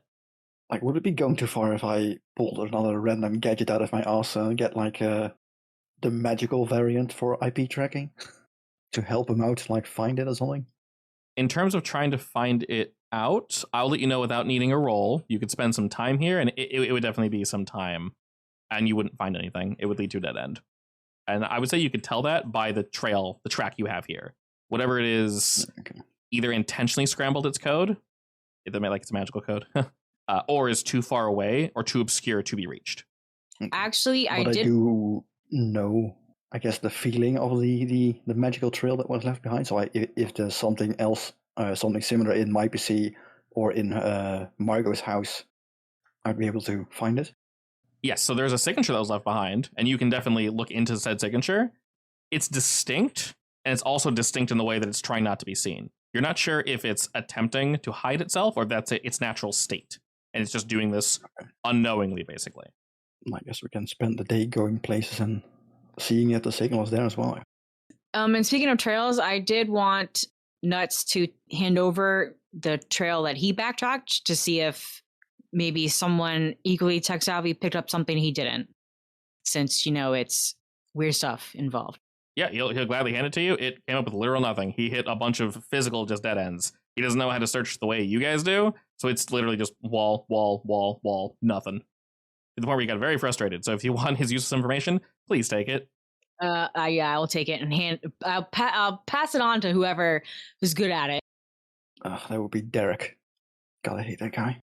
Derek. Yeah, the head of IT in I.C.S. Okay. Well, I'm sure I have his number, so I'll text it to him. Fucking Derek. Good old Derek. All right, we send some shit to him. And as usual, this better be important. I'm way too busy, but I guess I can look at it. I mean, I wouldn't call this high priority, but, within the week would be great. Consider it done at some point. I mean, I also think that everyone at I.C.S. realizes that everything is at least a little time sensitive.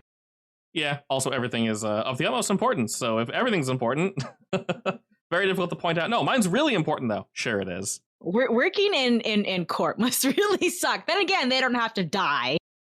Oh no, Derek is just dick. Yeah, that's fine. He takes 3-hour breaks. Whoa, okay, I see it. So where are we going to go next? Do you want to check out Edda first, or do you want to check out your house and my house first? I guess if I'm warning about my printer, I'll go to my house. Do you want to go to Edda's house, or do you want the girlfriend to just do a surprise visit first? Honestly, it's probably better if it's someone she knows, yeah, and not us. So who, the girlfriend? Yeah. Then yeah, I would ask you to ask your girlfriend to make a surprise visit. All right. I'll ask a DM to ask Billy to do that. Sure, we can do all that at once, basically. So as you go back to check your domicile, you realize, fortunately, and this will basically take the rest of the day, so you guys want to try to visit Emmanuel's father tomorrow then? Yeah, since it's a little bit out of the way. I have so many things to do right now. a lot of driving, but I can answer this one quickly. At home, no weird printer, no weird computer, no weird emails. Seems fine. Surface level, everything seems okay. You don't need to dig any deeper. Nothing seems off. This is odd. Why see these nuts? Yep. I asked that same question. And then regarding... Answer the question, why see these nuts? Why see these nuts, though? What is up, dog? Regarding all that, and then heading over to Edda, your girlfriend is able to sort of weasel her way in, but Edda really doesn't want to talk to anybody. She barely lets her in. Like, oh, you caught me at a weird time. And they chat a little. What precisely did you want to find out regarding Edda? I don't even remember anymore. I think it was something like, we know there was something in her house, like if Millie can get a better grasp at it because she is a witch. Yeah, it was by the door, behind the Is it a shelves? curse, or is it a ghost, or what is it? Something like that. So Millie isn't there for long, but she's able to determine a few things. In fact, she leaves early due to her own preferences, not because Edda kicked her out. And she reports back to you two things, Kaiba. First and foremost, that whole place has bad juju. Doesn't feel good at all. Edda's room in particular definitely felt stronger in terms of this feels like garbage. Like she felt like she was going to be sick the whole time. She didn't want to look any further than that because it would have been maybe a little too on the nose. Having her say, hey, let me walk around your house and just puke on your carpet. That's not going to work. So she felt incredibly uneasy the entire time. Just approaching the apartment felt off to the point where she might go back, but you're going to have to either make it up to her or something because she really does not want to. So it was major bad juju? Apparently the entire building is weird. So Yeah, she ain't digging it. Well, hang on. Is it weird already kind of established, but well? Is it the entire building, or is it so strong in her room that it's leaking out into the rest of the building? Both. She cannot determine the source. Walking up, driving up, she got a strange, sense of unease. To just a straight up building? Yeah. Okay, so then there was no way to tell if it was Edda's room or Edda herself. Or something else, correct. She cannot determine the source, but walking up to Serene Falls, instant bad juju. Leaving, it lingered a bit. Even, she's home now, it still doesn't feel right. But yeah, just a bad combination of there's something off here. Well, we can always ask Graham. If only. Yeah, he didn't notice anything. Yeah, he didn't, but we can use his house to feel out the thing, I guess. We can invade his place. I wonder what would happen if we got her out of the place.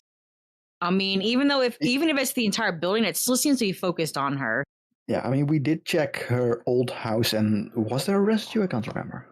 No. Are we wanting to swing by and talk with Graham first, or the other thing first? I mean, Graham can probably wait. Send a message that we're gonna steal his house for a bit and, I don't know, feel out the building. But we didn't notice anything the first time, so it's either gotten stronger or we're not sensitive enough. The first time we weren't specifically looking for anything. That is true. There definitely is something. Ooh. But maybe it's a case that now suddenly there is something weird about it. We could talk to the other residents too. There's at least a few there. Yeah, I mean, we already talked to a few of them. We didn't talk to that big guy upstairs. True. I think that can wait, though. We need to find Jack. Have they gotten back on the security cam? Regarding that, they are definitely phone tracking. Yeah, so they're definitely trying their best. In terms of phone, both phones have gone dark, as in they are disconnected, no longer in use. And for traffic cams, answer-wise, nothing positive. They were able to possibly track him a few times. Fortunately, the location that you guys came from was abandoned. Therefore, people really shouldn't be driving away from there. An unmarked vehicle did indeed leave, but he switched vehicles 1 or 2 times. And in that time, it seems as if the cameras lost him. He effectively disappeared in the middle of traffic. They're trying to, at least to the best of their ability, figure out what caused this, whether it was a mistake with the program itself, physical camera, if he impacted it. But up until this point, they've effectively lost him, but they're not going to stop looking. I would also like to put out well, I guess the rules are you got to wait, 48 hours for official missing kid reports? Well, we basically know that it was a kidnapping at this point, so we can call it in anytime. Yeah. It's also been long enough, fortunately. Okay, so then, let's do an actual official legal missing kid report. They'll report that. I.C.S. has the ability to pretty easily forge documents if they need to, and they'll see this as relatively serious. The case didn't completely go to shit. You did indeed save Marissa, and with the details you guys supplied, she very much should have died there, so smart thinking there, Kaiba. She definitely could not have taken that blow at all. You guys are trained, so congratulations. They want to make it very clear that you guys, things seem to have gone south, but they could have gotten much worse. Like, the kid isn't dead, Marissa's not dead, their house isn't burned to the ground, anything crazy like that. There were no random casualties, which can happen very frequently if people get in the way. So that did not happen. Good job. Regarding that, though, they're going to lie about when the son went missing to make it seem more drastic and like, hey, we need to get on this ASAP. So that makes sense. Yeah. So that's released. Have we reached the point where we want to risk me using magic to track them? Ooh, yes. And then we'll go talk to Dad. Alrighty, for this day, or at least ending it up, it'll take you a good moment. We'll probably do this from your haven, definitely the safest location. Yeah, probably. Fortunately, we have Carson and Margot here to assist us. Let me assist. thematically, I want it to be a voodoo doll from made from the I don't know, one of the clothing, I guess, from Manuel. Yeah, I mean, she gave you enough hair and clothes and things of that nature that you should have enough to construct this with relative ease. It'll, of course, take some time. We got to be patient with this. There is a very particular equation to all magic and a understanding that if rushed, shit goes south real quick. So fully understanding that, with everyone's assistance, Margot and Carson setting things up for Kaiba. They're there for anything, whether they need, to disperse something physically or, what have you. But we are all indeed present. It'll take some time to attempt to lock on or find what we're here to find. But, Kaiba, if you wish to lead that role, you are more than welcome to. Surely this can't go wrong. Surely. At least I get a +1 forward from my library. +1. Yes, it did it again. I'm not sure why it keeps doing that. Oh, well. Did you put +1 or did you just put 1? I put +1. Well, it tells me to put +1. That's probably why. Because I think you put 1 or minus 1. I rolled a 6. That's an advanced success. Yes, but I don't have advanced successes, so too bad. Correct. It's a 13, yeah. Yeah, 13. Nailed it. God, looking at that's so awkward. So don't mark experience. Just correct. Yeah. It's impossible to actually roll a 0, so unless you have a -2, which that should only happen if you're which damaged. I do, and I'm pretty sure I have. Because the most you can have is a -1, unless something bad happens. So. Oh, all right. Yeah, I have -1. Yeah, mathematically, -1 is pretty atrocious. -1 and a -1 going forward if you have something weird. Exactly. If you get your eyes plucked out, temporarily, of course. So, Kaiba, with a full success here, there should be no negative outcomes. This, of course, will take time, which we fortunately have. What precisely are you looking for? The answer will be a little hazy just because of what we're doing and how magic works in this world. But yeah, so I want to bank it on the fact that, I made a cute little voodoo doll, specifically like some kind of soul connection, I guess, to the body, so he can feel its direction. And then I'm going to ask him to, point the way. Okay. Depending on how far he goes and if it actually works, this might take up several days of our time. I mean, it's magic, so, limited time. We will say this. You can tell by the magical reaction from the stall. Where you currently are, it feels strong, as if you'll have time. The three of you are able to set up within Kaiba's office. Nothing goes wrong. It feels as if for a moment, maybe things are going to get a little spicy. But we don't need to worry about that. As all the pieces fall into place, we go through our various chantings and such and understandings. You need to see this. You need to slowly work out every single piece one at a time, along with the various drawings that we do either on paper, out of, some sort of material on the ground. You have room for that, fortunately. Incredibly time consuming, but everything is done correctly. Nothing is bumped. No stiff breezes that happen to blow through the room. Where'd that come from? And we have this doll that should point us to where we need to go. And you can tell by the, I guess the aura it's giving off, that Emmanuel is most assuredly far away from where we are now. So when Margot said, it's going to take us some time to get there, but it does indeed point. And if you guys wish, as said, it's only going to last for so long, but it should get us relatively close at least. Yeah, I think this is one of those time-sensitive things that we need to follow up on ASAP. Which we do. We all load up, we get to getting, and we move on to attempt to find Emmanuel. And as we go on this relatively long car ride, it takes us about a day or so. So Margot and Kaiba, you guys can reduce your harm by 1. So we rest for the absolute bare minimum that we need to rest for.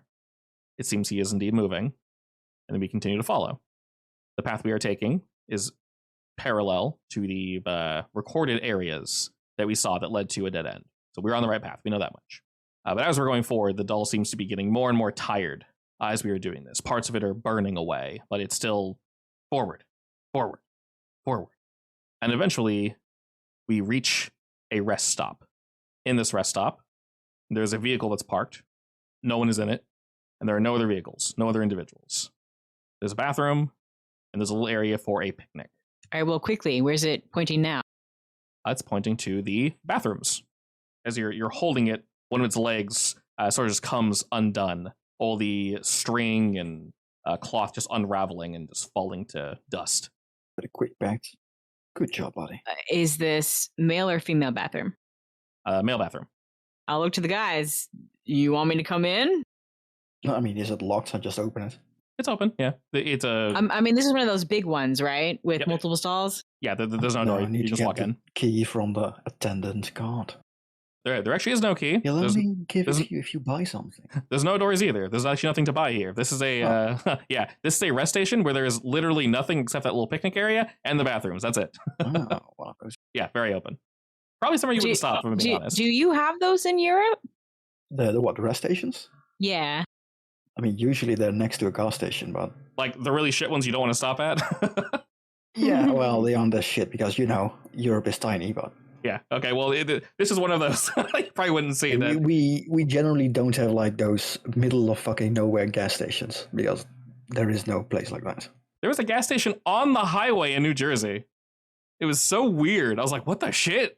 Like, in the middle, you mean? Or? So it was the highway, and then, like, where there'd be like an off-ramp, it was just a gas station and a Dunkin' Donuts. I was like, what the hell? And then immediately goes back to the highway. It was so weird. I've never seen that before.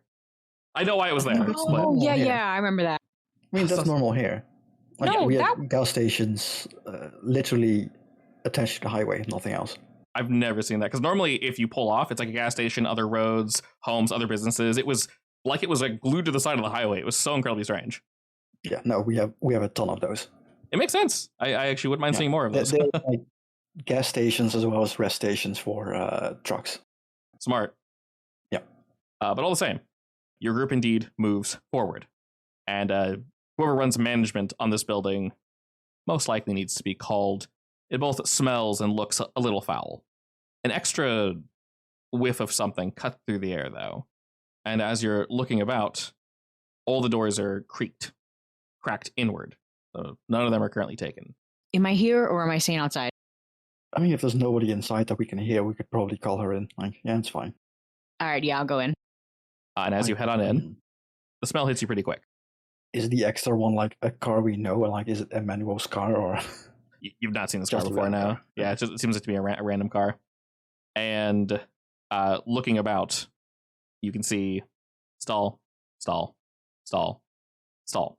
And they're all cracked except for one.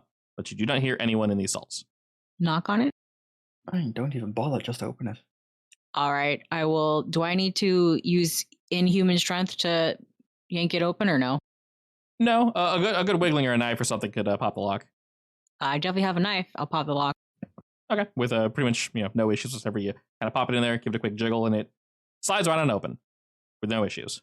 As the door slides open, though, you see sitting on the toilet, lid closed, blood.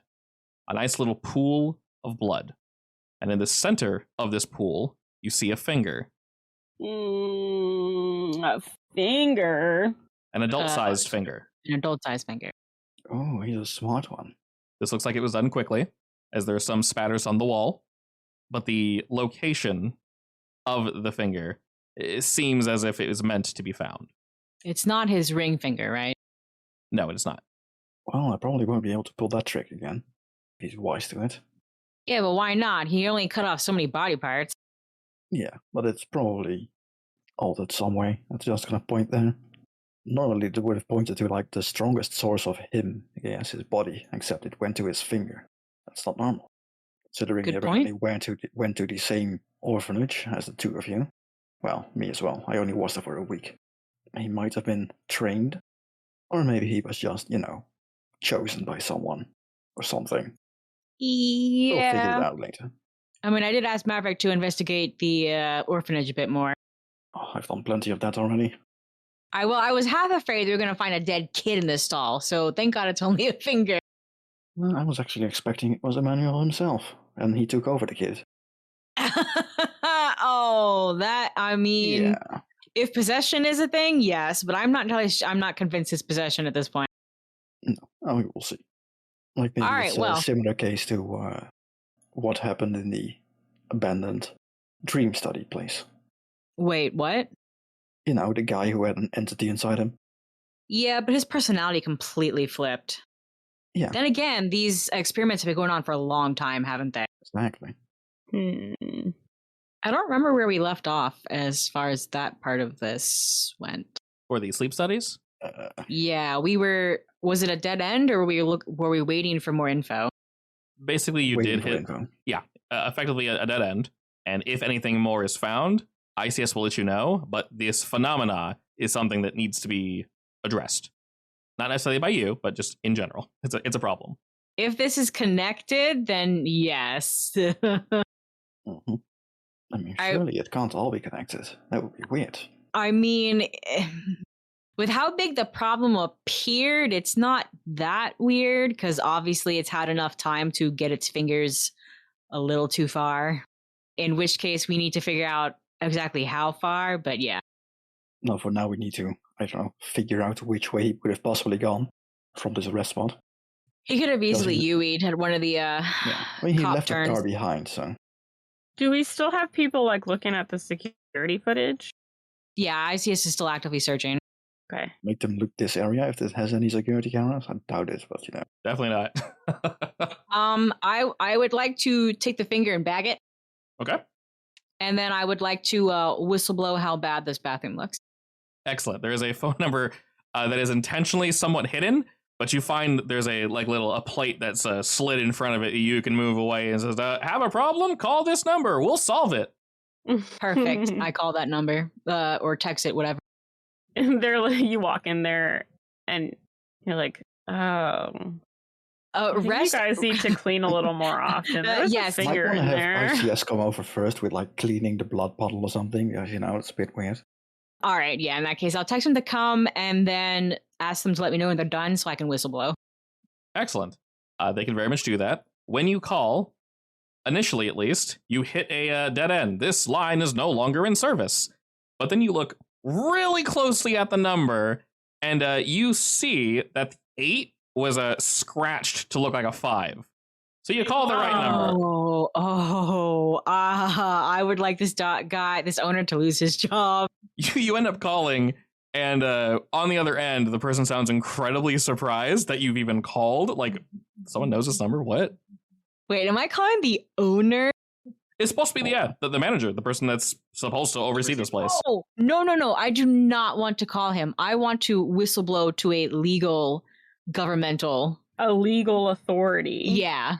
Oh, sure. I'm calling about your shithole. It's a shithole. I'm calling you about your store. That's funny. He has the number scratched out. So you're able to report all that to, I don't know who handles bathrooms at at a higher level, but you can contact them. I mean, it's the. Your dad does the cleaning. I don't know if he's the who gets reported to it exactly, but something similar to that. Yeah, toilet god basically. So they're called Toilet god. The toilet god. You do not mess with the toilet god, trust me. And when you mention the location, you get an instant sigh, and they're like, "We'll get on it." Oh dear. They're like, they've clearly had to talk about this before with no good result. If anything, they sound surprised that someone actually went there and it's still up and running, as running as something can be. We're gonna draw it up every wall we see. We like the text for a good time call. Oh Lord. A little heart. Hang on. Do we want to bitch at the owner? Sounds like you want to. I kind of do, yeah. You know what? I am going to call that number. Yeah, I think you should do whatever your heart desires. Yeah, I mean, just report him, I guess. I'm having a real bad day. I'm going to call that number. I'll get blocked. Then I'll double check the number and recall it again. How does he answer? DM? Initially, when you call, the answer is, like I mentioned before, very surprised that you even called in the first place. How did you get this number? To the point where the answer is incredibly casual, as if to say, like, hey, bud. Oh, shit, wrong phone. This is blank services. How can I assist you? And I'm just going to go off on him about how bad the bathroom looks. He tries to play it off like it's the wrong number initially. Nope, I'm just going to screech into his ear for 4 minutes straight, and then I'll hang up. After your 4 minutes of screeching, he goes to offer you a rebuttal, and you instantly hang up. Yes. Excellent. And then the toilet FDA, whatever, they're coming for this guy. Maybe he doesn't know, but they're on the way. I did not mention that, so yes. Perfect. Maybe he thinks it was a crank call. Who knows? Regardless, checking your guys' general information as we're kind of on the road searching about, it's borderline impossible to tell where a car would have left from this location. But you realize, upon looking at what we have on us at least, that, hey, lucky. Emmanuel's father lives closer to this location than the town we were just in, closer than I.C.S. It's convenient. Surely that's not a coincidence. almost along the way. Quickly check out the car, see if there's anything in there as well. I doubt it, but Looking through the car quickly, there are some... Yeah, the abandoned one. There are some plastic wrappers of, various foods and things like donuts and whatnot that you'd buy on the road, jerky, things of that nature. And it's open. They didn't bother locking the vehicle. The keys are actually still in the ignition, from what you can tell. It looks like it was just abandoned here. I checked for the corpse in the trunk. You checked for the corpse in the trunk, which is fortunately not there. Oh, there's nothing of interest in there. I guess I'll leave it for I.C.S. to deal with. Yeah, I'll text I.C.S. to do a quick sweep over it. Give it back to the owner. Wow, yada. And we go pay a visit to his father, I guess. All right, as your group saddles up. Fortunately, this will not be a full day's drive, as we're already on the way. But we do indeed reach said location. This individual's name is Alec Cassini. Alec, A-L-E-C. The neighborhood in which he dwells is nowhere near as affluent as the one you all just recently left from. Not horrible by any means, but off the beaten path enough that he could get a relatively decent house for one or two. That it's far enough from civilization that you might necessarily not want to move here unless you're kind of a homebody. Maybe you swing by your local grocery occasionally to pick up food, but there's jack shit to do out here. You find it with relative ease, not a gated community or anything. And as you pull up, you can see a single vehicle is parked in the driveway. And walking up to the door, you see on the door, as if it is a package left to be picked up, a small bucket full of water. Wait, the package is a bucket of water and a bucket of water? There's a bucket of water there left like a package. Just sitting there on his porch. Is it clean? The water? Yeah. Yeah, like it came from a hose or something. Is it like hanging from the handle? Like if you open it up, it falls down, or? No, it's on his welcome mat. Huh. Does this mean anything? Can I investigate a mystery for that if I remember anything? Not from what you can tell. It's a little too random. Like I said, it looks like UPS just dropped off a bucket of water just sitting there. Can I gently move it off to the side? Yeah, you can pick it up. It's literally just a bucket of water. Not too heavy. You die. And there's nothing in it besides water. Nah, just water. It smells a little off. I guess now you're closer to it. It's got a chlorine scent to it, I guess. Sus. I don't know. Just knock on the door, I guess. Yeah, knock on the door. Maybe he really is one of those weird guys that believes in conspiracy theories and this is something. Though I have a feeling that Kaya would recognize something like that. As you knock on the door, a moment you're like, and it click, swings open rather quickly. His eyes jump to the three of you, and you see a man that's, getting into his ears, definitely fell into a bottle a couple times. He's clearly not dressed to impress. And he checks your group out a bit, just looking around, scratches at his would-be beard, far too patchy. Looks past to your vehicle, says, yeah, what's up? What can I do for you? Have you seen your son recently? Jumping straight into it, he goes from very, what are you trying to sell me, to eyes widening. His body slumps a little, shoulders down. And he says, what? Emmanuel. Have you seen your son Emmanuel lately? The hell do you know about my son? What do you want? Well, he's currently on the run. With his child, kidnapped from the mother. His That's mouth, right. Your grandson was kidnapped by your son. His mouth opens and he doesn't answer, as if he's searching for the words. Can we come in, sir? This might be a conversation best sitting down. As he's going to ask who you are, his eyes jump down to the bucket and they go wide for a moment as he takes a step back, looks at you and says, who?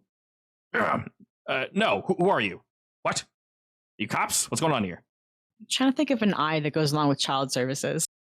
Investigative Child Care Protection Services? I don't know. Wait, let me think. It's I.C.S. but Actually, investigative works. Institute? Investigative No. Child Protective Services. Oh yeah, if you want to go to institute, you could be Institute of whatever everyone else said, Child Services or something. Yeah. Yeah, Institute of Child Care Services. Child Protective. But that would be I.C.P.S. It's a small p. It's Oh, a okay, dash. also So protective, you it's can- it's one word. IC It's one word. Yeah, it's one word. parentheses P and All right. parentheses S. Okay, you guys kind of like stumble over this one, and he looks at you like, what? So hold up. Emmanuel kidnapped his own kid, and you're here to talk to me?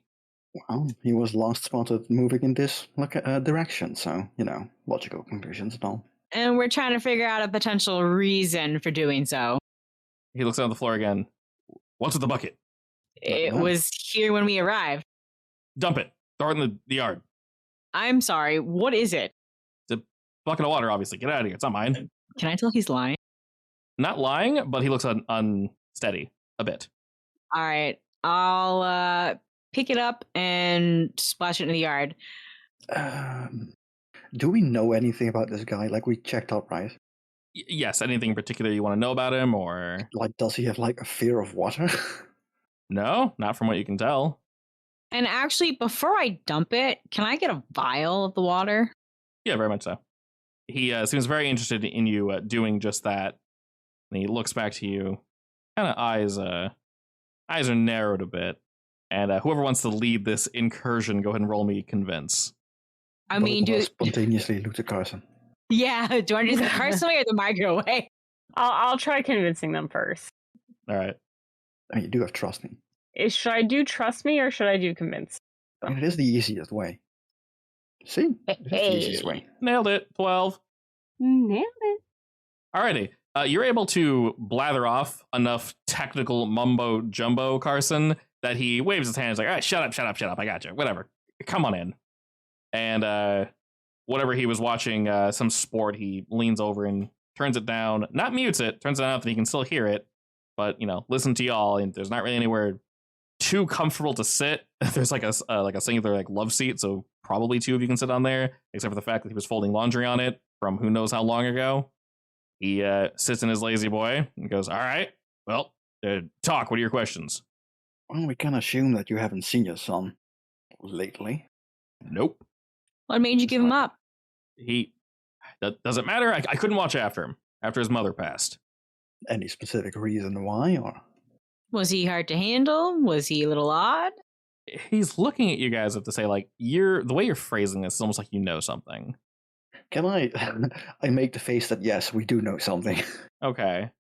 He nods along and says, "Yeah, you could say it was a little odd, something off about him, but I don't know. It's just parenthood isn't for anybody. I feel like I would have ruined him more than raise him properly. Not fit for fatherhood, I guess." And you guys know that he gave him up at around, I want to say like 8-ish, 7. So what kind of odd things did he do? Do you think he's gonna hurt this kid? What's my grandson's name? Jack. Do we have a picture of him? Didn't someone take a picture? No, that's weird. I'm not going to take a picture of someone else's kid. It's a little weird, but technically one of you might have. Yeah, I mean, thought... maybe for like the search thing, we could have gotten one from. Oh, yeah, we definitely have one now. Sure, I will go ahead and show that picture. He looks at Jack, nodding along. There's a small smirk on his face, the only one you've seen so far, and he quickly buries that. And looks at you and says, "So what? Is he gonna hurt him or kill him?" Emmanuel tried to off his wife and then kidnap the kid. So, what do you think? He's nodding along when you say this. Not looking at you, he's looking past you guys at the TV. But he's not watching it. And he sighs. Emmanuel was always an odd one. I didn't do anything wrong. He... Not judging. Some people just come out the wrong way. He nods at that and says, "Listen, I can't prove anything. He was a kid. At this point, I'm hoping you're all mistaken. I'm hoping this is some misunderstanding for whatever reason, but I've never gotten a good feeling around Emmanuel ever since he was little. I mean, little. There was something wrong with him. I know kids scream and cry and shit themselves, but it felt, God, that sounds so stupid. It felt malicious. Does that make any sense? I not. I don't know if he did something or saw something, but after my wife died, there was it's just a weird air to him, if that makes any sense. Like, I felt like as if I needed to watch him all the time, or he'd do something stupid. He'd hurt himself, or he'd get into something he shouldn't get into. And I understand that's part of parenthood, and I tried getting help, but there was something else, and I can't put my finger on it. After some stuff happened, I just gave him up. I realized I wasn't fit to be a father, and I gave him up for adoption. Did he grow up in this house? No, I moved. This is just me. We lived somewhere else at one point. Can I have the address for that, please? Yeah, sure. And he kind of mumbles to himself a bit, jots it down, and hands you the address. You don't really recognize the area, but it's not really too far from here. Sort of a middle point between where Emmanuel used to live and this current location.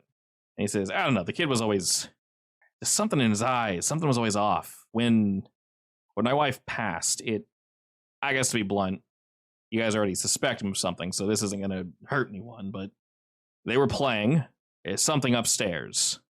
And I don't know what happened.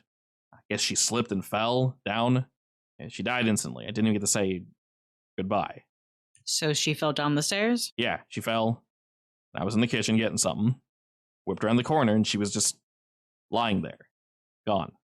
Of course, I panic. Why the hell wouldn't I panic? I tried waking her up. I tried shaking her and calling out to bring her back. I couldn't believe it. It just happened so suddenly out of nowhere. And ever since then, my life, everything just felt off, felt wrong. I had problems sleeping, and maybe it wasn't there before, maybe it was, but I'll never forget it. That look as I gazed up the stairs. The kid looking down at me wasn't my son. He didn't seem, I guess, human. Wasn't crying, or wasn't frowning. He was just watching me hold Jody. No expression on his face. He just sat there. At the time, I didn't think anything of it. I thought it was shock, but I just can't get that look out of my dreams. It just never goes away. And he takes another swig of the beer that was on the table. Looks like we might need to recommend him to our internal care specialists, This is horrifying. aka trauma. Yeah. Do we have a mind wipe squad? I don't know how smart it is to mind wipe trauma that far back. So I will say there are various sections of I.C.S. You do know Margot, and I guess you guys can think of other questions that you'd like to ask him, if you would like, of course, or anything you'd like to push on. But I could get these numbers wrong. I wrote them down, and I don't feel like finding them right now, but I think I wrote it as such. People that are exposed to various atrocities or the paranormal, the strange, if they do not end up deceased, if they end up possessed or something, or maybe they see far too much and we couldn't bullshit our way out of it. There are various things that we do. One might become Section 13, where you are ixnayed, removed from society in various ways. Margot and Kaiba, this usually leads to them being axed effectively. Some individuals are Section 42'd, which is what we're technically trying to do to Graham, which is they're shown the truth and they are brought into I.C.S. There are others, but these are the two main ones. I forgot the number I used for basically, MIB. Does this pen look weird? Flash. Okay, they forgot it. There is a version of that, of we try to convince them that nothing happened. Neuralizer, I think it was, right? Yeah, the neuralizer, basically. So basically it ends in goodbye, the long rest, the permanent long rest, the welcome to I.C.S, or please go back to your life if you know what's good for you. But we should theoretically also offer, does his pen look weird? Have, like therapy? Yes. Like just basic therapy? Indeed. Depending on how much they were exposed to, Unfortunately, you two know the darker side to I.C.S. If things cannot be handled quickly, if people will basically cause a ruckus and they have too much proof or they are too adamant or set on releasing information, they are removed. But yes, they do try to offer the absolute best they possibly can, usually recommend them to a specialist outside of I.C.S. to handle them, of course. Someone that's maybe used to hallucinations or things of that nature.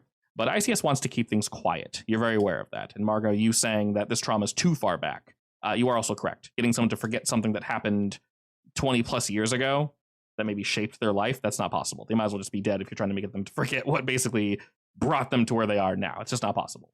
Yeah, I'm inclined to say the only thing he really needs is something to get him out of this funk. But I don't know if I.C.S. would cover that, because that's definitely not under our umbrella of specialties. It's also not entirely relevant right now. Indeed. It's definitely complicated. I'm sure I.C.S. has a sister company that works in like revalidation. Actually, yes, that makes a lot of sense. Getting like maybe mind-wide people who had to forget a little too much back on their feet. Indeed. All right, anyway, I had a question and I we'll lost let it. them deal with that. It's fine. I mean, they may also determine that he doesn't need help. I don't know. We could mention it to them. I mean, I'm sure us asking him these weird questions definitely isn't helping him, but... Well, it's bringing back all the hard memories, but we kind of need to know. Indeed. Yeah. And unfortunately, it's not like, hey, monsters exist. So it's just, your son's weird. And he goes, yeah, my son's weird. All right, so he said that he didn't notice the kid acting funny before, but he may not have been paying attention. Correct. Any excuse he could possibly find to I was say also going to ask something, yeah. the kid's You go normal. first. If you have a good question, we can end the session on that. I wanted to know if he'd gone to any sleep studies. The father or the son? The son. Sure. As you ask that, he gives you a look to say, that's a really, really specific question. Which is why I was going to ask the more broad question. Do you eh, remember any kind of, I don't know, weird studies or weird doctors or weird anything? Yeah, healthcare. Let's go with that wording instead of mine. Sure. We'll do a combination of the two. As you basically ask, did you send Emmanuel through any sort of therapy, whether it be through sleep or through studying him in various natures? And this question seemingly coming out of nowhere and being very particular, Alec gives you a look as if before needing to open his mouth, yes. And we'll further answer that next week.